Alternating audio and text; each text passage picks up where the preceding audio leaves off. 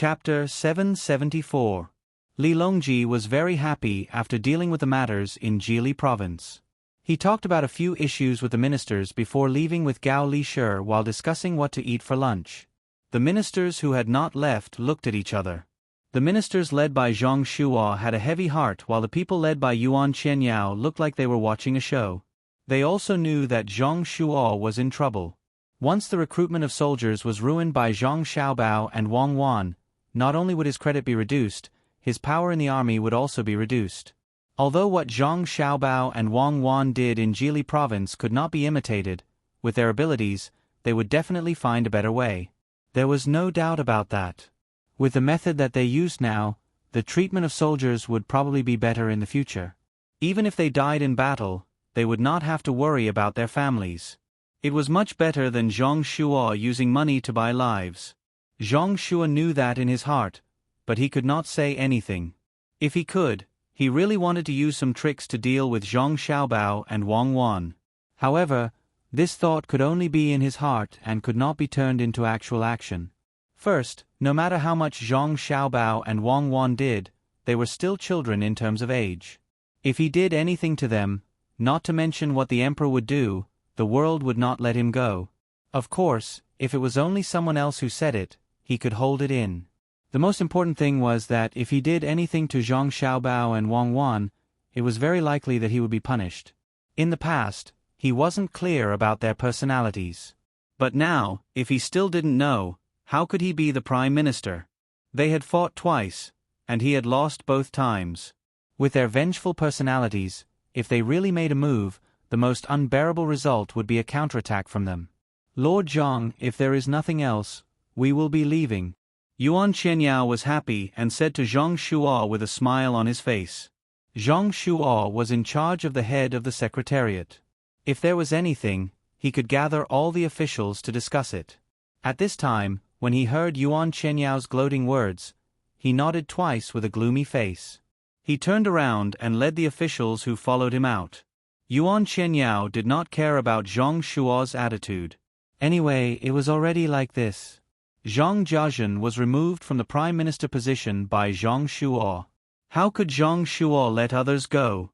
Didn't he want to be second only to one and above all? Now, Zhang Shuo had new opponents, Zhang Xiaobao and Wang Wan. Let's see if he still had the ability to take down the two of them. Darren, will Zhang Shuo use the mistakes of the Zhang and Wang families to attack them like he did to Prime Minister Zhang? Yu Wenrong originally wanted to leave with Li Longji, but when he saw Li Longji talking about eating, it was obvious that he didn't want to bring him along. He had no choice but to stay. Seeing Zhang Shuo and Yuan Qianyao's different attitudes, he moved closer to Yuan Qianyao and asked, "He dares? If you want to talk about the mistakes of the Zhang and Wang families, you can find a lot of them. They used their power for personal gain, colluded with the imperial family, overstepped their authority to question the case. Anyway, there are a lot of them. Even the clothes worn by Xiao Bei and the others can be counted. But how could the current emperor not know? The emperor didn't say, and he also didn't let others say. If Zhang Shuo really dares to attack the Zhang and Wang families with these things, he is dead meat." Yuan Qianyao could casually mention the mistakes of the Zhang and Wang families, including Zhang Xiaobao and Wang Wan's conscription in Jili province. The two of them were not qualified to recruit 30,000 soldiers, let alone 100,000 soldiers in the future. To others, it was a capital crime, but to the Zhang and Wang families, it had nothing to do with them. Yu Wenrong was just asking. Hearing Yuan Qianyao's words, he felt comfortable in his heart. Zhang Xiaobao and Wang Wan could not be dealt with. Even if all the ministers in the imperial court worked together, it would still be useless. The emperor was waiting for Zhang Xiaobao to use economic means to attack others.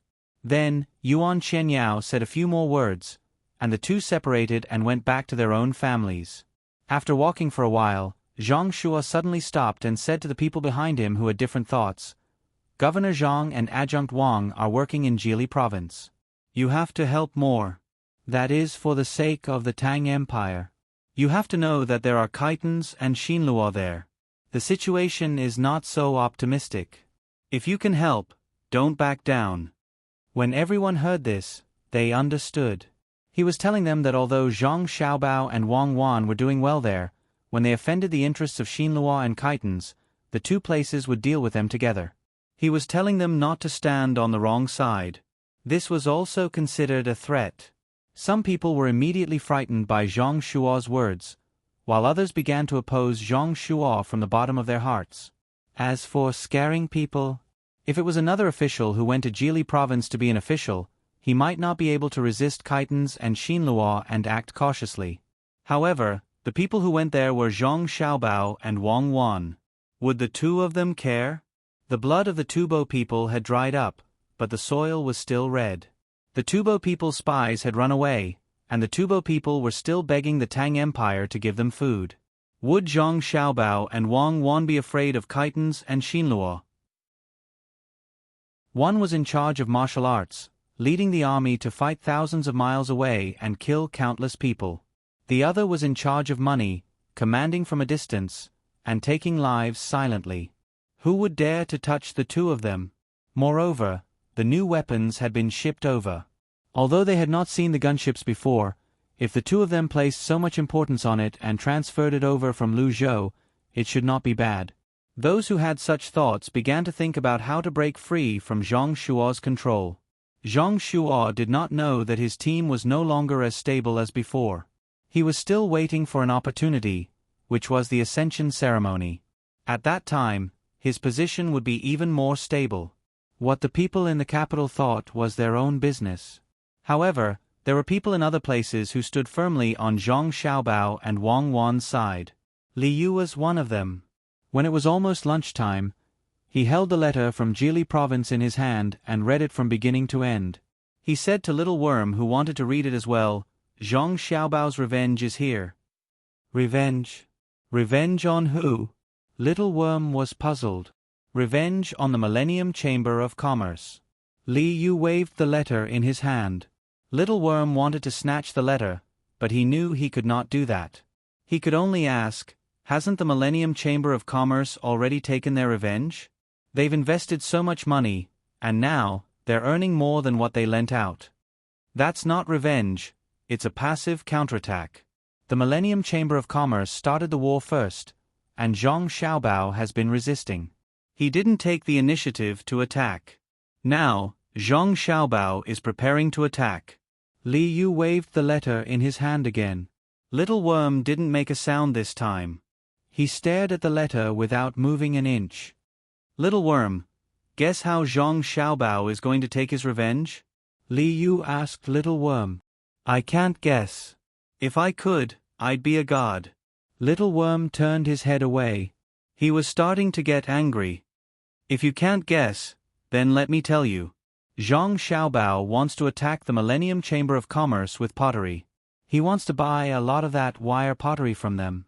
Li Yu finally handed the letter to Little Worm. In truth, the letter did not state the exact steps. It only asked Li Yu to contact the Millennium Chamber of Commerce and ask if they were willing to cooperate with the Jili province. If the Millennium Chamber of Commerce was willing, then they would send someone to discuss the details. If they were not, then forget it. They could find someone else who was also a potter. Little Worm carefully read the letter twice, but he could not see any scheme in it. If they were buying pottery from the Millennium Chamber of Commerce, then the Millennium Chamber of Commerce should be happy. Of course, that was only if the two sides had not fought before. There were currently two types of merchants in Great Tang. The first type hoped that the Zhang clan and Wang clan would cooperate with them. This way, they could make more money without worrying about losing money. The second type said that they would rather die than cooperate with the Zhang clan and Wang clan. This was because they had schemed against the Zhang clan and Wang clan before. They were afraid of being cheated and sold off. The Millennium Chamber of Commerce probably belonged to the latter type. Your Excellency, will the Millennium Chamber of Commerce agree? Little Worm asked uncertainly. What difference does it make whether they agree or not? The one who will make a move is none other than Zhang Xiaobao. Why would Zhang Xiaobao care if others are tricked or not? Once he makes a move, he will not leave any chance for others. Li Yu was very relieved. He did not think that there was anyone who could oppose Zhang Xiaobao in this aspect. Xiao Cheng, who had fought with Zhang Xiaobao before, nodded and said, "Indeed. Once the young master of the Zhang clan makes a move, it's like a thunderbolt. There's no way to block it even if you want to, let alone resist.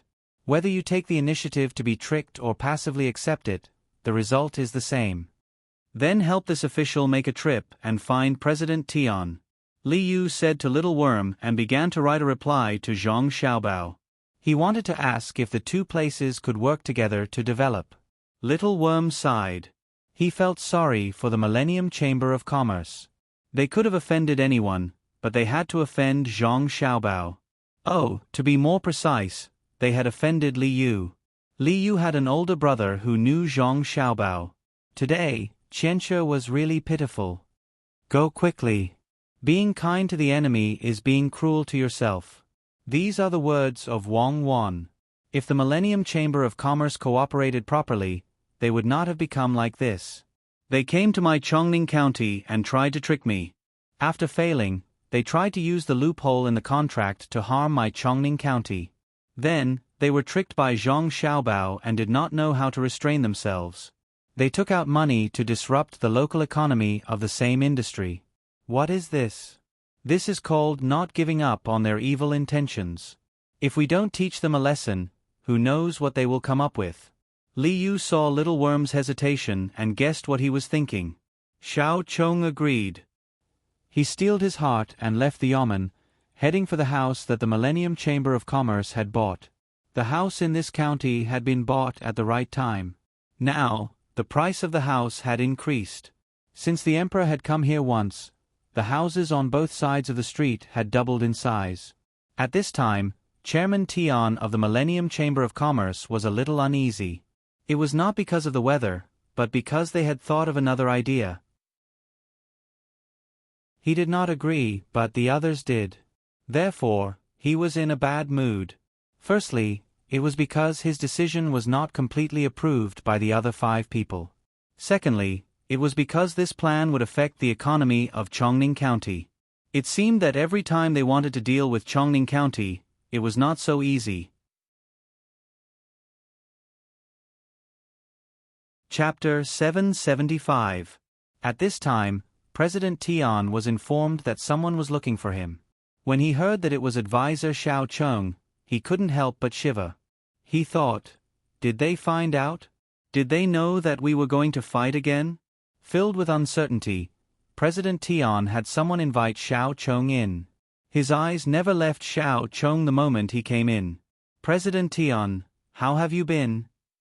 Xiao Cheng politely greeted President Tian. Same here. How come Advisor Cheng is free today? President Tian looked at Xiao Cheng cautiously as if he was about to face a tough battle. Xiao Cheng didn't stand on ceremony. He sat down in a chair next to President Tian and took the tea from the servant. He smiled and said, I'm not a qualified advisor.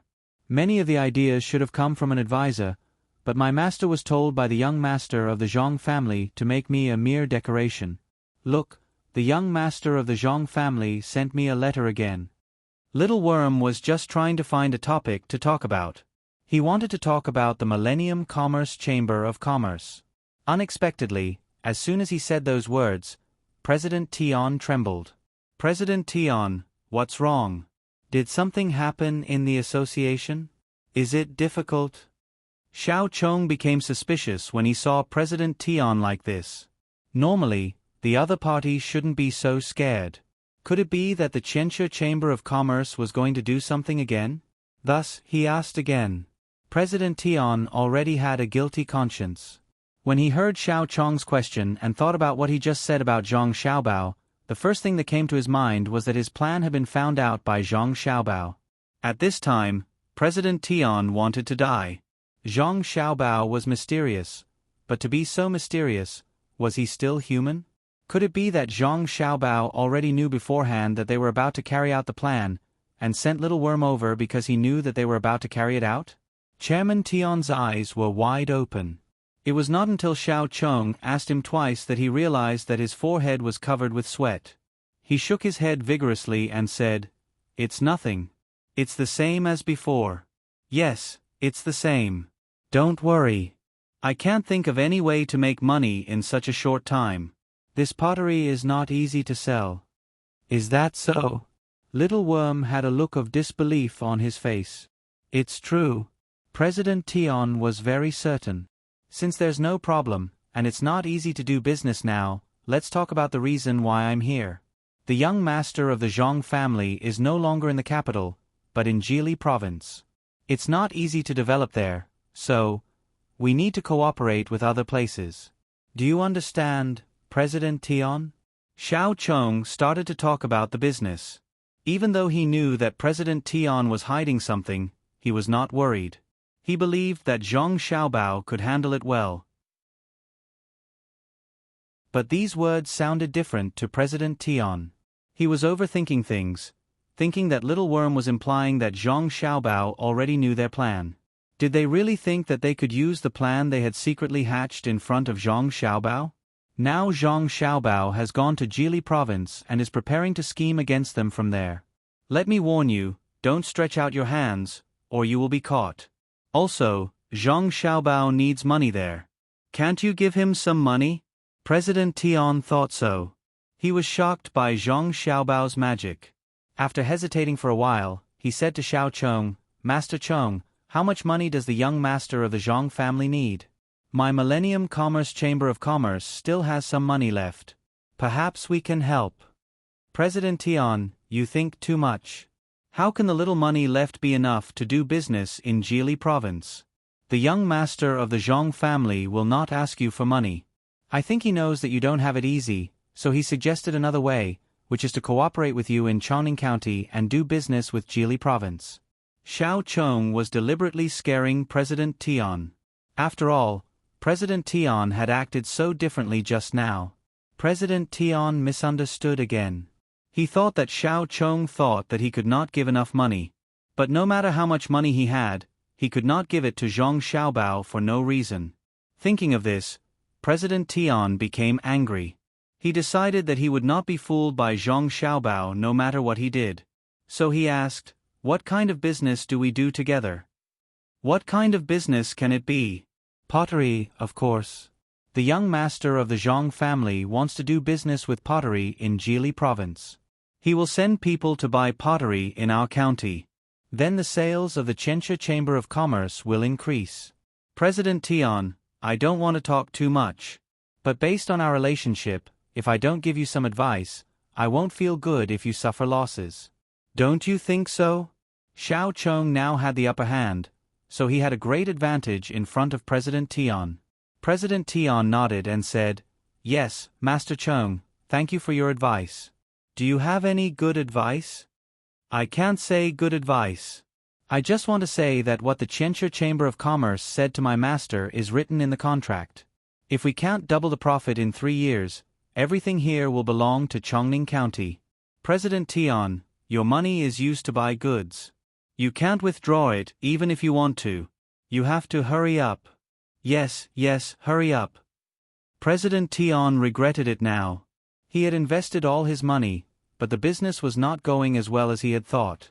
If they couldn't double the profit in 3 years, the 150,000 string of coins in the beginning would be gone. This was written in the contract. 150,000 strings of coins. According to this calculation, they would lose 50,000 strings of coins a year. In this world, except for the Zhang family and the Wang family, who dared to say that they could make 50,000 strings of coins a year. Who dared to say that it didn't matter even if they lost 50,000 strings of coins a year. 50,000 strings of coins, if converted into rice, was enough to feed 50,000 families for a year. Xiao Chong now admired Zhang Xiaobao so much that he prostrated himself before him. He asked President Tian, do you mean you agree to do business with Jili province? President Tian was stunned and began to think about whether to do it or not. If he did it, it would look good, but who knew what Zhang Xiaobao was planning? If he didn't do it, would Zhang Xiaobao think that he didn't give him face? After thinking for a while, President Tian said slowly, It's better to think at length. Why don't we ask the young master of the Zhang family to send someone here? We can ask him together and then give him a reply.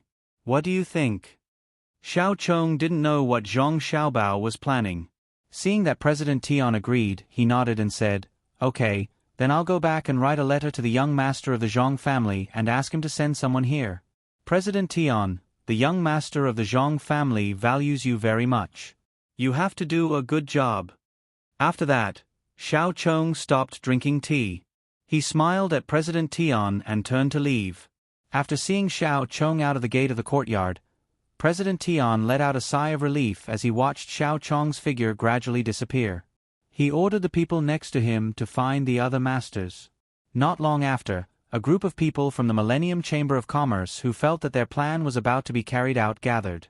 They nodded at President Tian one by one and sat on the chairs next to him. President Tian clearly felt that these 5 people were no longer under his control. He sighed softly and said to the 5 people who were still fantasizing about their plan, "Xiao Chong came here to find Xiao Chong. Just now, Little Bug came here on behalf of Marquis Li, as well as Zhang Xiaobao. Zhang Xiaobao already knows about our plan, so he came to ask. President, how is that possible? If you don't say it, then we won't say it. Is Zhang Xiaobao a god? Can he guess our plan just because we thought of it?" President Tian's words clearly couldn't convince the other 5 people. The one with the white hair directly began to doubt. He even wanted to ask President Tian to spread the news. How could President Tian not understand? His face was gloomy as he said to the 5 people, "If you think the plan is good, why don't you stay here? I'll go back to the 4 Seas Academy first and see if there are any new classes in the academy." When the 5 people heard this, they were happy at first. Then, they looked at each other and shook their heads at almost the same time. The one with the white hair said, "President, you can't just leave like that. You have to know that all the money before was spent under your plan. Now, we don't have any extra money. It's hard to do things without money. Everyone, don't you think so?" The other 4 people nodded. President Tian felt very sad. He never thought that the 5 people who followed him before would come back to force him to abdicate. Moreover, this was no longer as simple as forcing him to abdicate. They also wanted him to help them get more money so that he could leave. If the opponent wasn't Zhang Xiaobao, getting some money wouldn't be a big deal. He believed that the 5 of them wouldn't lose so easily. However, the person they were facing now was Zhang Xiaobao. It was said that he was an existence that was above the top ranks of the Monopoly game. Who would dare to rely on luck in front of him? Thinking of this, President Tian straightforwardly shook his head. "No, I can't take out a single copper coin. The matter that Little Worm came over to tell me is like this." Chairman Tian told the 5 of them what Little Worm had just said and what Little Worm had replied without hiding anything, allowing them to judge for themselves. The 5 people wanted to continue to force President Tian, but when they heard what President Tian said, they looked at each other again. They all lost their previous confidence, and there was an additional burden between their brows. Even if they were very resistant to the name Zhang Xiaobao, they couldn't help but admit that just the name alone could make people afraid. "President, what do you mean?" The white hair who had just called President Tian Yu immediately changed the way he addressed him.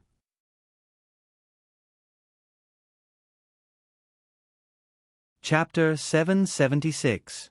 Zhang Xiaobao and Wang Wan were still working hard to earn back their capital. Wang Wan had started training the army.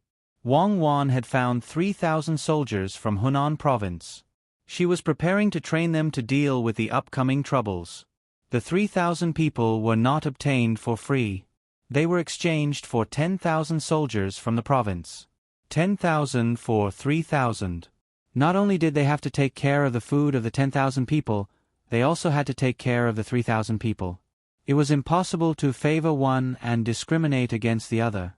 For the sake of the army's combat strength, Wang Wan had also bought a large amount of meat and wine from elsewhere. She fed the 3,000 people with all her might for 5 days in a row. On the 6th day, Wang Wan was ready to train fiercely. If they did not work hard after eating the wine, it would not make sense. Zhang Xiaobao was still in charge of economic matters. 130,000 people, no, it should be said that 160,000 people had to be taken care of by him. At this moment, he was only going in and not going out. He had calculated that 1 year, only 1 year, he would need to pay 200,000 strings of coins, including food, drinks, and clothes. A child's consumption was more than 2 adults. They needed to drink milk, eat eggs, books, ink, paper, and inkstone. Zhang Xiaobao remembered that in Japan, a cup of milk strengthened a nation. He understood that what truly strengthened a nation was not the cup of milk, but the spirit of the cup of milk. No matter how bitter or poor it was, they had to maintain this spirit. He wanted to continue this spirit and let the people of Khitan and Xinluo retreat in front of this spirit. Zhang Xiaobao realized something. Here, or rather, the 3 northeastern provinces, there were not that many ceramics that could be used. For example, the Khitan. Ceramics were still good things among them, but because of the transportation problem, the price of ceramics had become very high. When ceramics were transported from other places, whether it was grass or branches of various plants, there would always be a lot of damage. This was especially so when it was transported by land. In a batch of ceramics, it would be considered good if 20% of them could be used in the end. It was the same even if it was transported by ship. After all, the Khitan was not close to the sea. They still had to take the mountain roads. What's more, ordinary small merchants didn't dare to come here, afraid that others would rob them. At that time, not to mention making money, it would be good enough if they were still alive. Zhang Xiaobao was thinking about ceramics. He did not count on ceramics, but there were a lot of pottery in Chongning. He could cooperate with them. The first thing he thought of was the Millennium Chamber of Commerce. In the beginning, he didn't intend to deceive them. He wanted to do business properly, but he was unwilling to give up. He had to take revenge. That was why he came up with the idea of cooperating with the Millennium Trade Consortium. Of course, he didn't know that his name could suppress others to the point of suffocation. He was only thinking about whether the Millennium Commerce would cooperate or not. Whether they cooperate or not, we can weaken them. With this in mind, Zhang Xiaobao sent 2 people from the inner yard to Chongning County to negotiate. After the 2 people left, Zhang Xiaobao leisurely walked to the seaside. He happened to see Wang Wan teaching 3,000 people to swim. Wang Wan had a bow in her hand with an arrow nocked. She was aiming back and forth. She asked the 3,000 people who could swim to swim, and those who couldn't swim to stay in the water. If anyone exposed their chest for more than 2 breaths, she was ready to shoot an arrow. The effect was very good. None of the 3,000 people dared to do it. They were all hiding there. Those who could swim tried their best to swim back and forth in the water. Those who couldn't swim also squatted in the water. When Zhang Xiaobao saw the 3,000 people, he knew that they would be very obedient. It was not because Wang Wan's bow was very sharp, but because Wang Wan was too famous. The army was a place where strength spoke. Of course, there was also the issue of seniority. Not to mention Wang Wan's strength, her command was impeccable. The 3,000 people who could come were all veterans. They wanted to get more benefits, and they also wanted to be soldiers under Wang Wan. That way, they would be able to face others in the future. Seeing that the people who couldn't swim deliberately looked wronged, Zhang Xiaobao said to Wang Wan, "Cuckoo, aren't you being too cruel?" Wang Wan loosened her hand and an arrow flew out. It was right next to a person who was about to stand up and move for a breath. The person was so scared that he immediately squatted down. How is it cruel? Just take a bath in the water. It's not cold now. As Wang Wan spoke, she knocked another arrow, which made the people in the water even more scared. You don't understand what I mean. If they stay in the water and don't move, they will be cold. It's better to let them catch some small crabs or something and go back to fry them for Xiao Bei and the others as snacks. If they catch a lot, they can also send them to school as a reward for the hard-working children. Zhang Xiaobao said loudly to Wang Wan, as if he was concerned about the soldiers in the water. The people in the water, who were close by, almost fainted when they heard this. They all looked at Zhang Xiaobao as if they were looking at a demon. Wang Wan suddenly understood and nodded. That's right. Why didn't I think of that? It's too cruel to just let them soak in the water. Now listen to my orders. Catch crabs. Everyone catch at least 10. If they catch 10, they can eat dinner tonight. If they don't, they will be hungry for the whole night. If they catch more than 20, they can drink wine. If they catch more than 30, they can eat canned food. Do your best. Following Wang Wan's orders, the people in the water began to catch crabs like crazy. It wasn't because they missed out on a meal, but because if they caught more than 30 crabs, they could eat canned food. They had only eaten canned food once since they came here, and it tasted better than anything they had eaten before. Zhang Xiaobao and Wang Wan didn't think much of canned food. If they could eat normal food, who would want to eat canned food? The two of them watched the 3,000 people struggling to catch crabs, big and small. The only requirement was that they couldn't catch crabs on the beach, because it was very fast to catch crabs on the beach. Actually, I don't want them to learn how to swim and then fight in the water. I just want them to train their bodies by swimming in the water. After all, training on flat ground is different from training in the water. If there is a way to make them not afraid of water and train in the water, that would be even better. Looking at the people struggling back and forth in the water, Wang Wan said to Zhang Xiaobao. Zhang Xiaobao didn't say anything. He thought about Wang Wan's words and also looked at the people swimming back and forth in the water. After a while, Zhang Xiaobao's eyes suddenly lit up. He said to Wang Wan, "I know a way to make them not afraid of water." "What is it?" Wang Wan asked in surprise. "Listen to me." Zhang Xiaobao began to whisper in Wang Wan's ear. Early the next morning, salt pans were built in suitable places by the sea in Jili province. Although there was less sunlight here compared to Luzhou, it was still by the sea after all. Moreover, the temperature was not low. It was much hotter than Shenyang and Fushun, which were further inland. Many salt pans were built. Just when other people thought that Zhang Xiaobao and Wang Wan wanted to sell the salt produced by the salt pans, Zhang Xiaobao and Wang Wan organized a lot of people and began to carry out civil engineering work in this place. A big pit was dug with the efforts of hundreds of people. Then, cement was transported from other places and rubbed back and forth in the pit.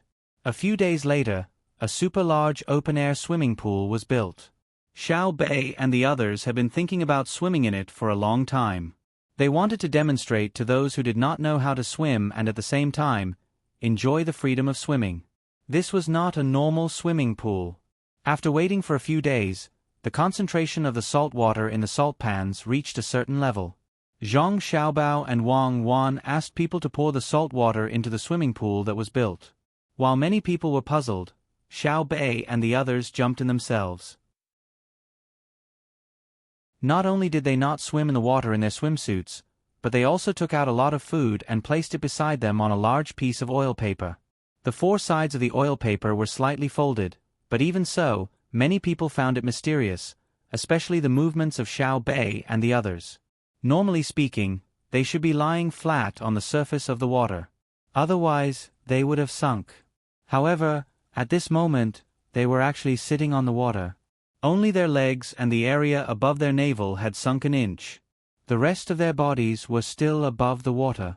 Through the water that was not too deep, everyone could see that Xiao Bei and the others did not make any movements of treading water. People who lived by the sea knew that if they were treading water, they would only be able to leave their navel above the water for a short period of time. After that, they would sink again. Everyone first exclaimed in surprise, then carefully observed them. They were looking forward to learning the skills of Xiao Bei and the others. This kind of swimming was not ordinary. Wang Wan watched Xiao Bei and the others perform a demonstration and asked Zhang Xiaobao, "Is there too much salt? It has long been saturated. I reckon that the bottom of the swimming pool is full of salt crystals." Zhang Xiaobao was not thinking about the value of the salt. He was thinking about how to let people who did not know how to swim dare to swim in this swimming pool in the future. This was the artificial Dead Sea, using the density of the salt to lift people up. In fact, normal people who did not know how to swim would not be able to reach the level of Xiao Bei and the others. Xiao Bei and the others did not move their legs, but they were constantly adjusting their breathing. They tried their best to let their breaths go into their stomachs so that they could float on the surface. Hearing Wang Wan's words, Zhang Xiaobao nodded, "Let's not worry about the salt first. Let's think about training the soldiers here first. I think that if we don't have to sell salt, we can make a profitable business. What business? The Dead Sea. There aren't that many rich people who are willing to come here. Wang Wan immediately thought of Zhang Xiaobao's idea, but she did not agree with it. Who said that we have to do it here? Chongning County is a good place. We can use boats to transport the salt there. When the time comes, we can build a bigger swimming pool there. This can increase the county's tax revenue and attract more people to go there. It's not far from the capital, so we can get a tour group to specially design a route. Zhang Xiaobao's thoughts were not on the local area, but on Chongning County. Then what do you think is more important, the price of the salt or letting others eat it? Wang Wan asked again.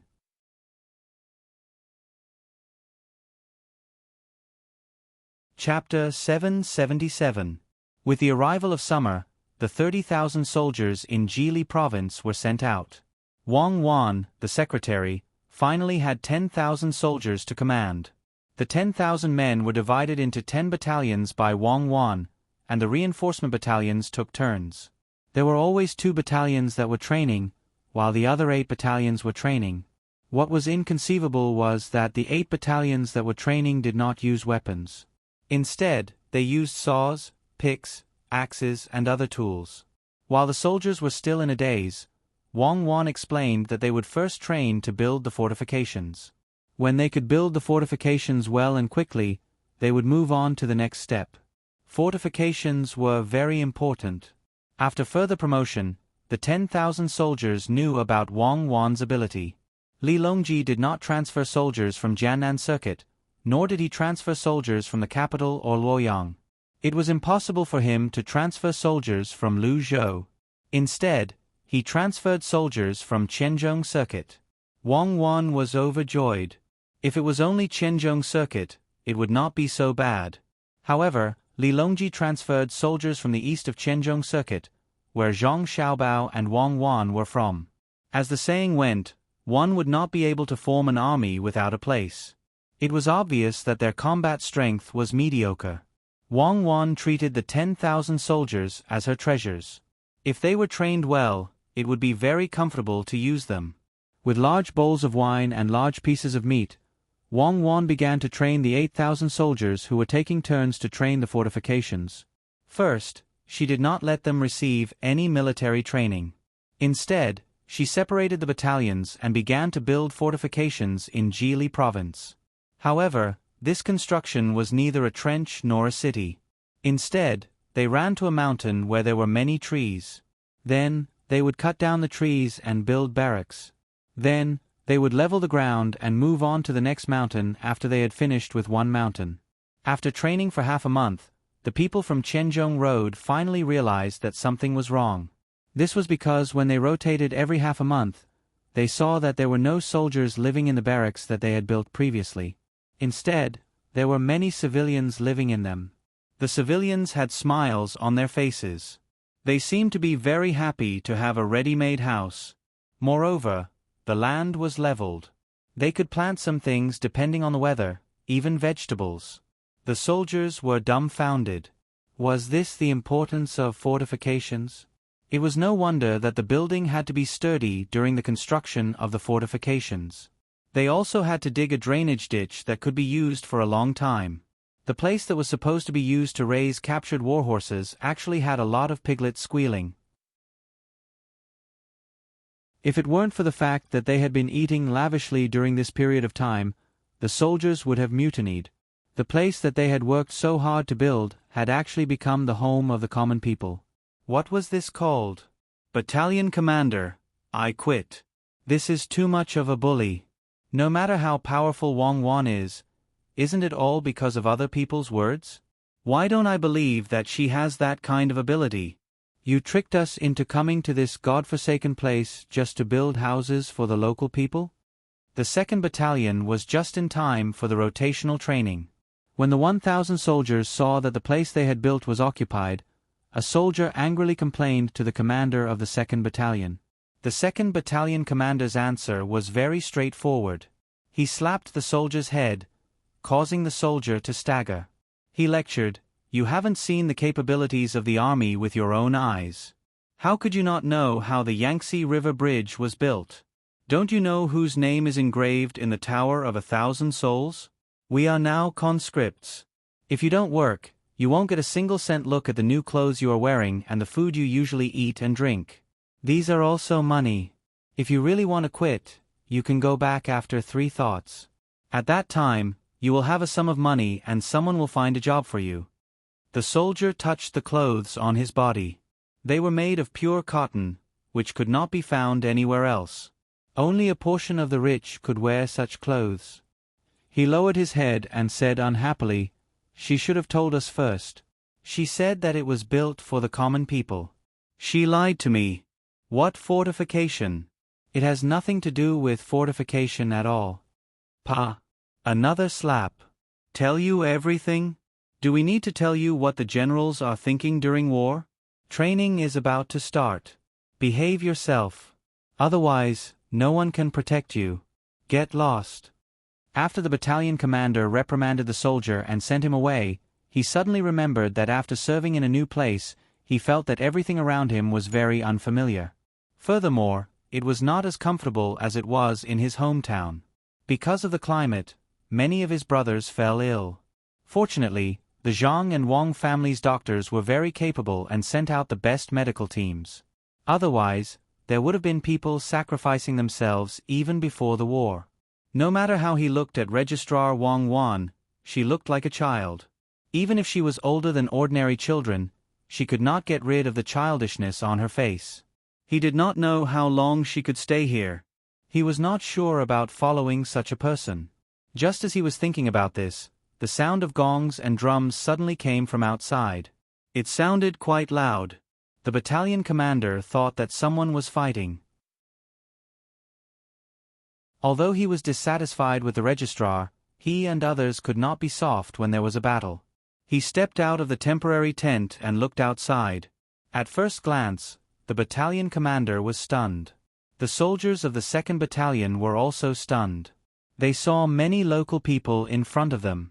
Each of them had a happy smile on their faces and held baskets in their hands. They were gradually approaching. "Messenger, what's the situation?" The battalion commander, who had just come out, could not tell. He could only ask the messenger who ran over from the side. "Battalion commander, these are the people who just moved here not long ago. They said that they want to reward us and thank us for building them houses and leveling the land. Look at the banner in front of them. I just asked a literate person and they said that it says soldiers and soldiers are one family." The messenger was very competent. In a short time, he found out many things and came to the battalion commander to report. The battalion commander was stunned. He did not understand what it meant. What did one family mean? He and his brothers did not have a home here. If they had a home, it would be in the military camp.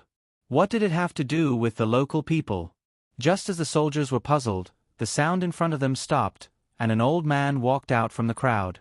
He walked in front of the battalion commander with a smile on his face. The soldiers beside him were still in shock, but they did not stop him. They did not think that an old man could hurt the battalion commander. The old man bowed and said, "I'm the chief of the 2nd Battalion village, which has just moved here not long ago. I heard that your battalion is coming today, so I prepared some food to entertain you." Governor Zhang and Adjunct Wang said that the 2nd Battalion village has a place to stay because of the houses built by the 2nd Battalion village. Compared to a house, compared to having a home, the 2nd Battalion village has too little to offer. I hope Battalion Commander Fan won't be offended.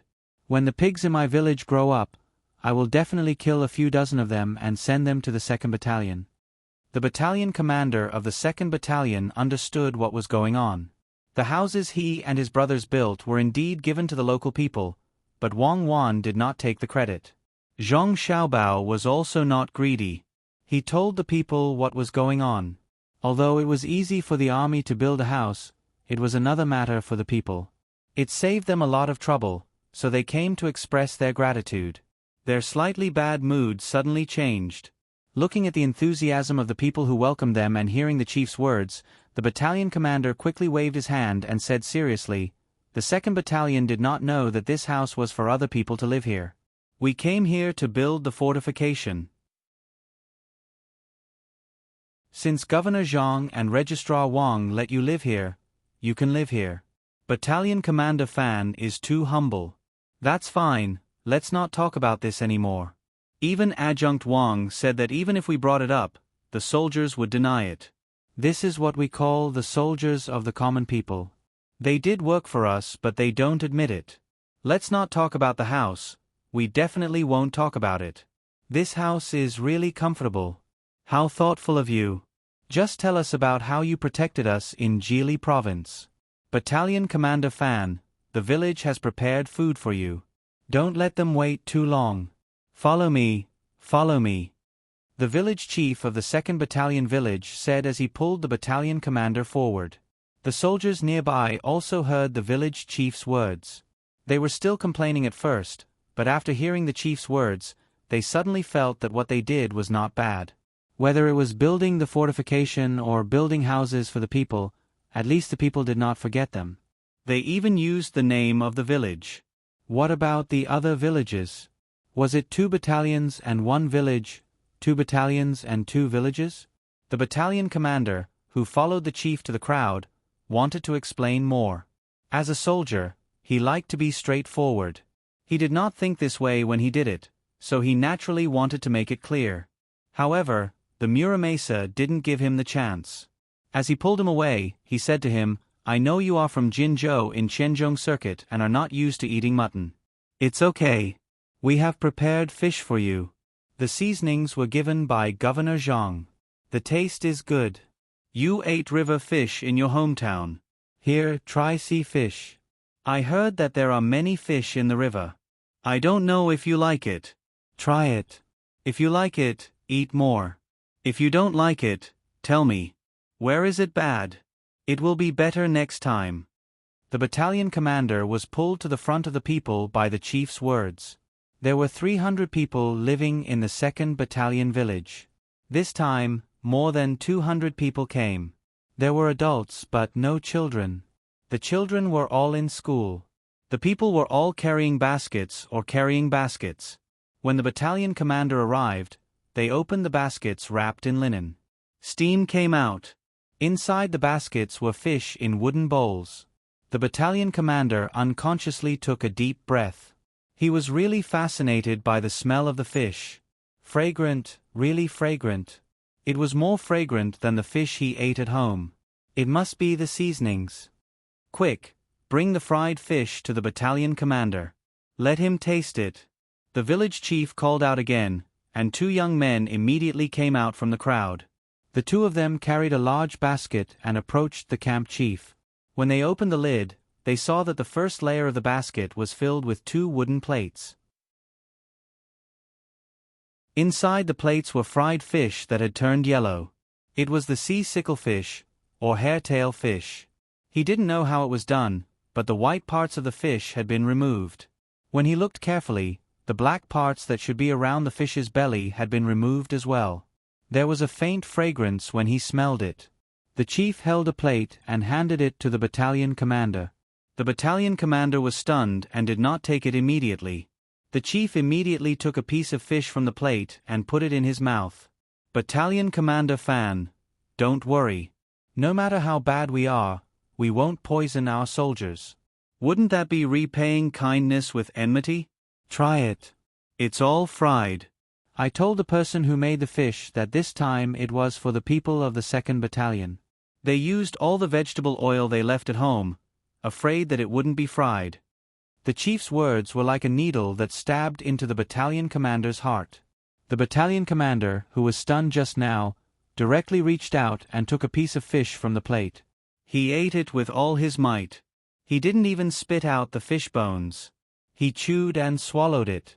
Although the people from Zhengzhou and Jili province were unfamiliar with each other, this kindness closed the distance between the 2 places. Battalion Commander Fan, can it be eaten? I don't know what the taste of the people from your side is like, the chief asked carefully.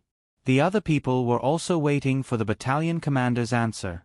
The battalion commander actually didn't know what the fish in his mouth tasted like. Looking at the people in front of him and thinking about the matter of Shuzhou across the river, he finally understood many things. No wonder the people of Shuzhou worshipped Wang Wan and Zhang Xiaobao. No wonder after crossing the bridge, no one was allowed to say anything bad about Zhang Xiaobao and Wang family. No wonder the soldiers of Shuzhou were so close to the people outside. This was all the ability of Zhang Xiaobao and Wang Wan, or the ability of Zhang Xiaobao and Wang family. Anyway, it was the same. The children they raised were like adults. After eating the fish today, the soldiers wouldn't be disgusted if they did things for the people here in the future. Although they knew it was Zhang Xiaobao and Wang Wan's method, they couldn't refuse this very comfortable feeling. After all, the people didn't have so many thoughts. While the battalion commander was thinking about things, the people led by the chief were still waiting for the evaluation. After a while, the battalion commander finally knew what he should do. He picked up a piece of hairtail fish and put it in his mouth. While chewing hard, he kept nodding and saying, "Delicious, really delicious. You used a lot of seasoning and oil, right? I heard that Zhang Xiaobao and Wang family's seasoning is the best." "Not much, not much. We didn't enjoy much before. As soldiers, it's enough to eat well. We still count on you to protect us." The chief waved his hand and replied, "Come here, all of you. Eat the fish made by Arying village." How could a person who could become a battalion commander be a fool? He understood immediately. The commoners here took out their daily necessities just to prepare for this meal, and shouted at their subordinates who were still watching from the sidelines. This was the good thing about being a soldier. They listened to their leader and ate when their leader asked them to. 1,000 soldiers rushed over and launched an attack on the fish. One by one, they ate without caring about their image. This fish wasn't that delicious. It wasn't fresh, and too much seasoning was used. It lacked a kind of earthy taste, so they weren't used to it. But this fish was made by the people, so it was rare to eat it. In the past, they had never eaten the food given by the people. Even if they weren't used to it, they had to pretend that it was delicious. Among the people of Arying village, except for the chief, who deliberately arranged this matter under the instructions of Zhang Xiaobao and Wang Wan, the others didn't know the situation inside. They all followed the chief's instructions. Seeing a group of young men eating there, they felt that the fish they made was okay and were very happy.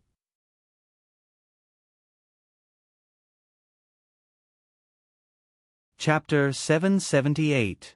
Under the deliberate arrangement of Zhang Xiaobao and Wang Wan, the distance between the 10,000 soldiers from Qianzhong Road and the local people was gradually narrowing. Although they were not willing to risk their lives for the local people, they no longer rejected the idea of being a soldier and doing construction work. Then Zhang Xiaobao began to buy a lot of pottery from Chongning County. After all, the Qianzhou Chamber of Commerce did not cooperate with the people sent by Zhang Xiaobao. One reason was that they felt that Zhang Xiaobao was not a reliable person. Another reason was that as long as they signed the contract, the Qianzhou Chamber of Commerce would not be allowed to sell their pottery to the north of Hebei province in the future. If they wanted to sell, they had to contact Zhang family and Wang family and let Zhang family and Wang family sell it. At the same time, they had to be responsible for the transportation. If they were not responsible for the transportation, they had to give up part of the profit. The people from the Qianzhou Chamber of Commerce were from Xinluo. In the north of Hebei province, there were only Khitans and Xinluo people. How could they give up the right to sell their hometown? The people sent by Zhang Xiaobao found other pottery makers to sign the contract. The content was the same as what the Qianzhou Chamber of Commerce had mentioned. The people who were found later did not think so much. The north of Hebei province was too far for them. They happily signed the contract and sent the first batch of goods to the river, waiting for the ships from Jili province to transport them. It did not take long for Zhang Xiaobao and Wang Wan to receive a batch of pottery. They took the water route and packed it. Even so, 1/5 of the pottery was damaged by the time they arrived. Zhang Xiaobao did not distribute the first batch of pottery to the people of Jili state. There were not enough. There were too many people. The first batch of pottery was only 50,000 pieces that could be used. If he wanted to distribute them, he could not distribute one piece to each person. At the very least, he had to distribute a set. Zhang Xiaobao gave the 50,000 pieces of pottery to the powerful people around and further north as gifts. He gave a few sets to each family and used the remaining pottery to buy the coastal land next to Jili province. He bought a seaside and did not restrict the local fishermen from going out to sea to fish. The restriction was placed on trade ships from other places. Any cargo ship that wished to dock had to be approved by the state of Jili. They were able to get such a place because there were very few trading ships. Even if they had a ship, they wouldn't want to come to a poor place like northern Hebei province. Usually, small trade was done by land. People who were willing to take risks came to trade with people here. What Zhang Xiaobao needed to do now was to wait. After the people who received the pottery showed off to others, more people would be willing to buy it at Jili province. He was also waiting for the people he sent to the north to report the specific situation at Mo. Although the distance from Mo to Jiannan was shorter than the distance from Jili province to Jiannan province, the journey was very difficult. They had to find places to replenish their food and water supplies, fight with wild beasts, and climb over mountains. The further north they went, the more difficult it was. By the time they reached Mo, it would be almost winter. They didn't know if the people they sent would be able to withstand it. For a time, Zhang Xiaobao seemed to be very free. Other than exercising himself, he spent more energy on teaching his younger brothers and sisters. He let Wang Wan take care of all the military matters. Wang Wan really asked people to build a big swimming pool at the seaside. She also filled it with saturated seawater from the salt field. She let the 2 battalions who took turns to train learn how to swim. In fact, many people knew how to swim, but it was not standard practice. Wang Wan's purpose was to let people exercise through swimming. Different swimming postures could train different muscles and improve lung capacity. More importantly, they would have to travel from here to North America in the future. She and Zhang Xiaobao discussed it and found that it was too difficult to travel from land to North America. Not only was Russia cold, but the road was also difficult to travel. It was better to walk along the coast and go around Xinluo. If they encountered ice, they would let Zhang who train more dogs and use them to pull the plow. Dogs had to be found in cold places. The hotter the place, the more difficult it was to use the dogs. Who knew how much effort it would take to make the dogs work in the snow? Thus, the swimming training program was decided. Not only would they have to swim now, they would have to swim in the future, even in winter.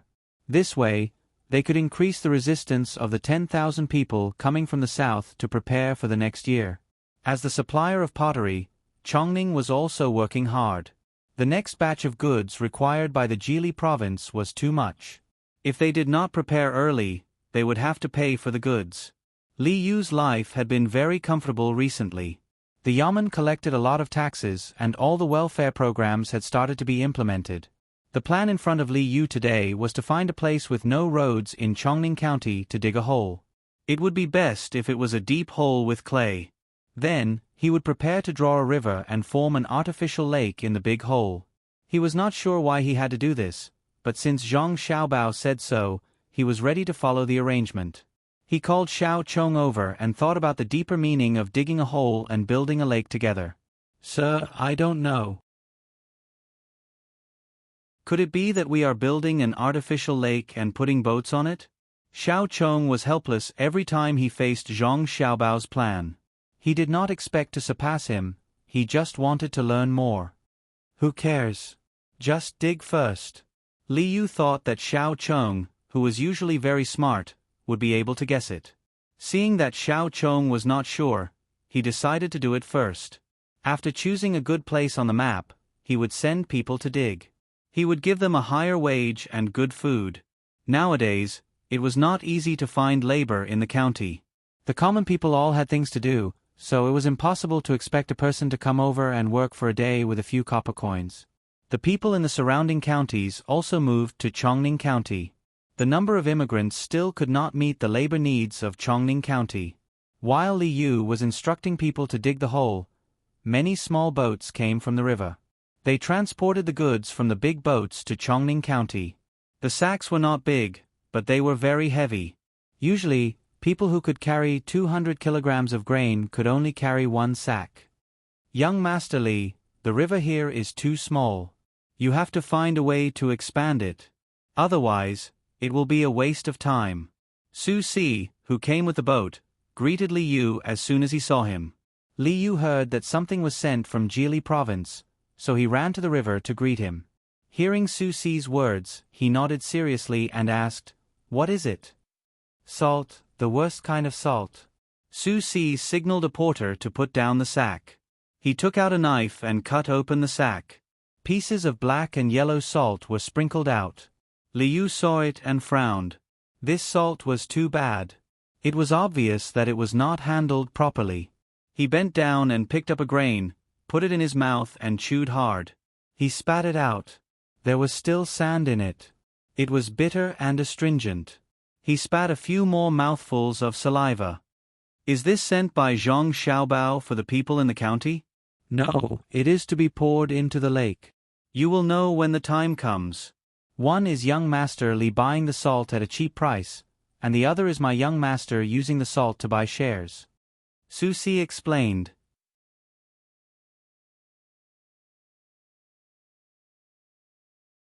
Chapter 779.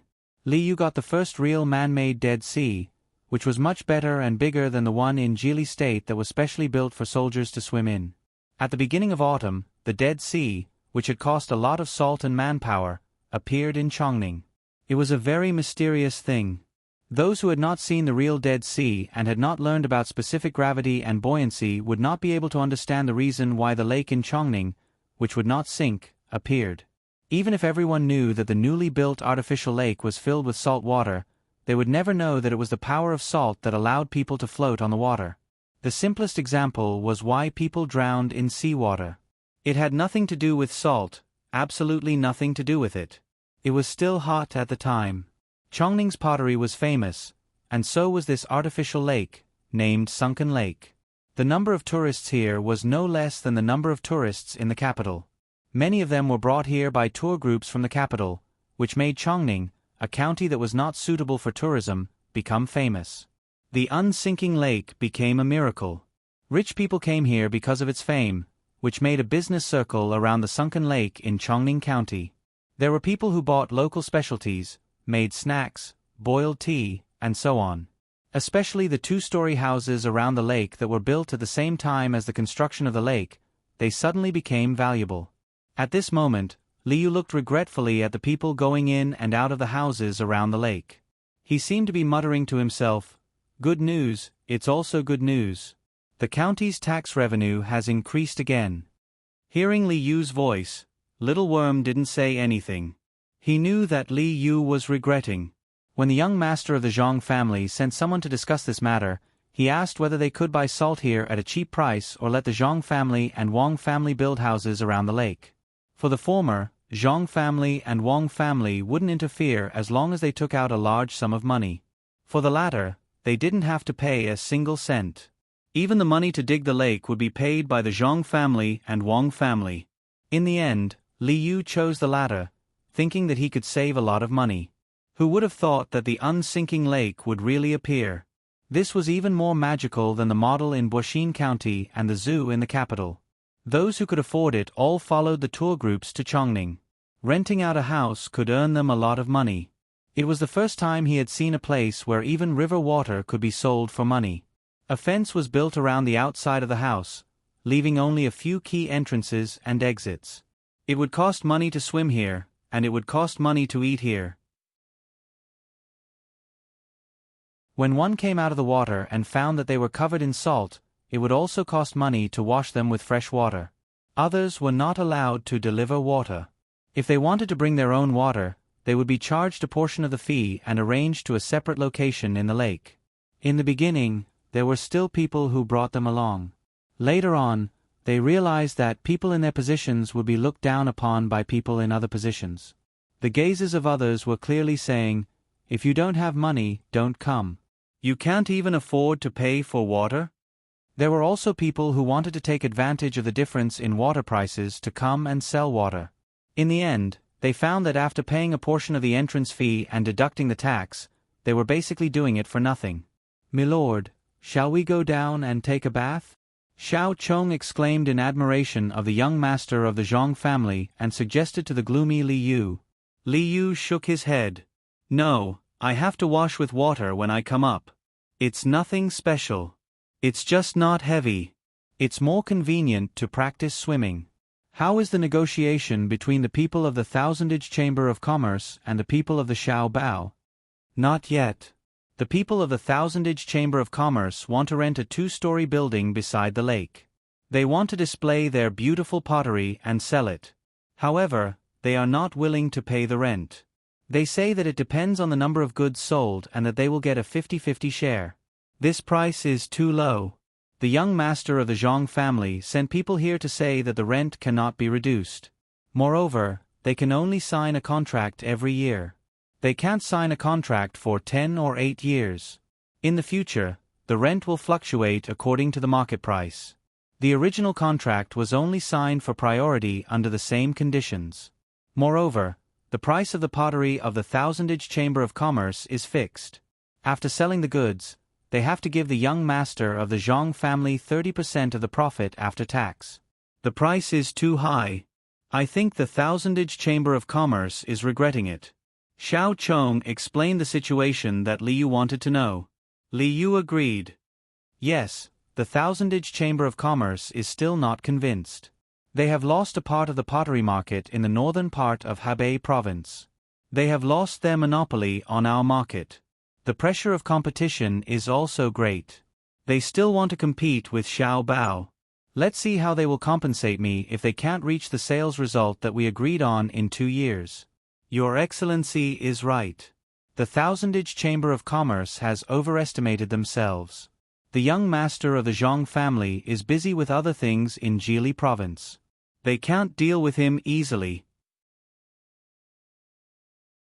When the young master of the Zhang family finishes his business in Jili province and has time to deal with them, it will be a disaster for the Thousandage Chamber of Commerce. Xiao Chong, who had always regarded Zhang Xiaobao as a legend, said with certainty. News of the miraculous nature of the sunken lake spread at an extremely fast speed. People who were a little further away were moved to come over and take a look after sighing at the wonders of this place. Only a small number of people didn't admit that the floating lake in Chongning was a place that God sent to them. Li Longji was one of them. Hearing all kinds of rumors, he took out the map of Chongning and looked at it several times.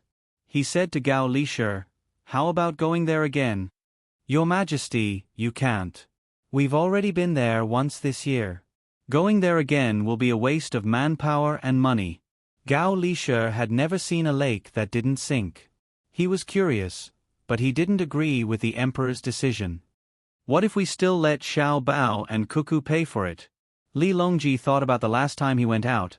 He heard people report that Zhang Xiaobao and Wang Wan were using his name to solicit money. Very quickly, he felt that he should ask them to fork out the money again. When Gao Lisher heard that his son and daughter-in-law had to pay for it, he thought that there were no new ways to make money. He was afraid that his son would lose money, so he said, "Your Majesty, it's just a lake that doesn't sink. I'll write a letter to ask Xiao Bao and see what he can do." He should have written a long time ago. He should have written a letter to me first. Why didn't he build one in the capital city instead of going to Chongning? It's obvious that he didn't take me seriously and made me anxious. His crime is punishable by death. Also, he went to Jili State with a plan. He lied to me again. Li Longji had also figured it out. Zhang Xiaobao and Wang Wan had initially planned to go to Jili province, just like how they had planned to go to Feng province. They had taken a big detour to get him there and promised him a lot of benefits. However, it was much better than what they had promised him in Feng province. What else could Gao Lisha say? He promised, "Yes, I'll write it right away." Wait. The more Li Longji thought about it, the more sullen he felt. He stopped Gao Lisher, who was about to leave, to make arrangements. "One more thing. Tell them to send me more than 10-hundred-year-old ginseng before the new year. Xinluo is close. I don't care what tricks they use. Since they can cheat me, how can they not get 10-hundred-year-old ginseng?" Gao Lisher thought that the emperor was going to give Xiao Bao and Cuckoo a heavy burden. When he heard that it was only 10-hundred-year-old ginseng, he was relieved. A few days ago, Xiao Bao wrote a letter saying that he would send him 2,000-year-old ginseng before the new year. He thought that ginseng was easy to get. Gao Lishe nodded and left. Li Longji opened the map of Chongning again and pointed at the lake. Next time, change the place. I won't be fooled.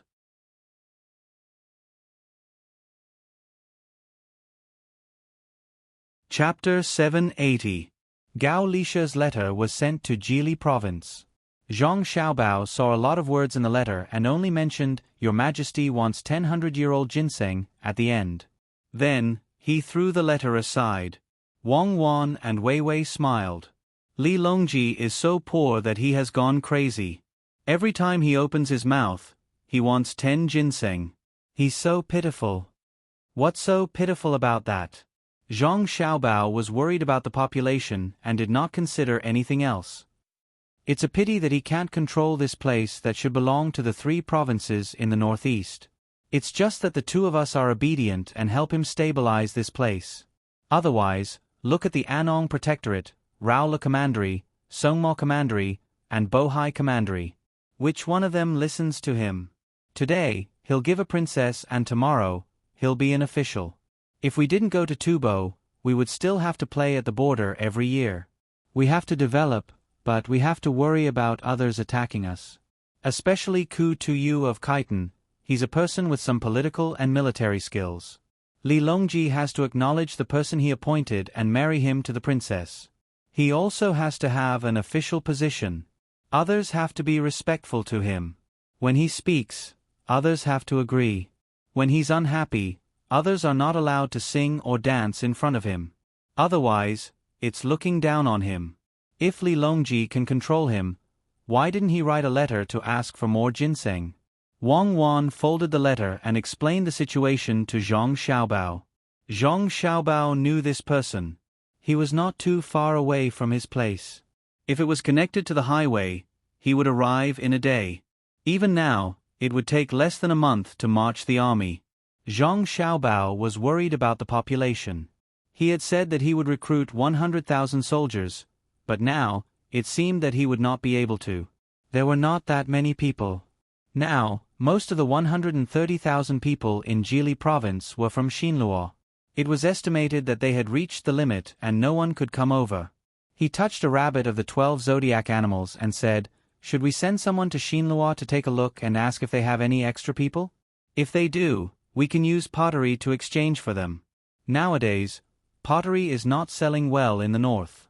They usually use fur to exchange for it. It's useless for me to have so many furs. Even if there is, I won't give it to you. 130,000 is 130,000.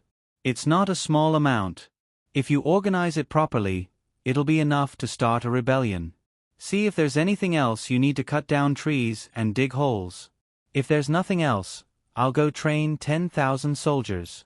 Wang Wan was waiting for the 10,000 people to adapt to the cold weather so that they could explore the way.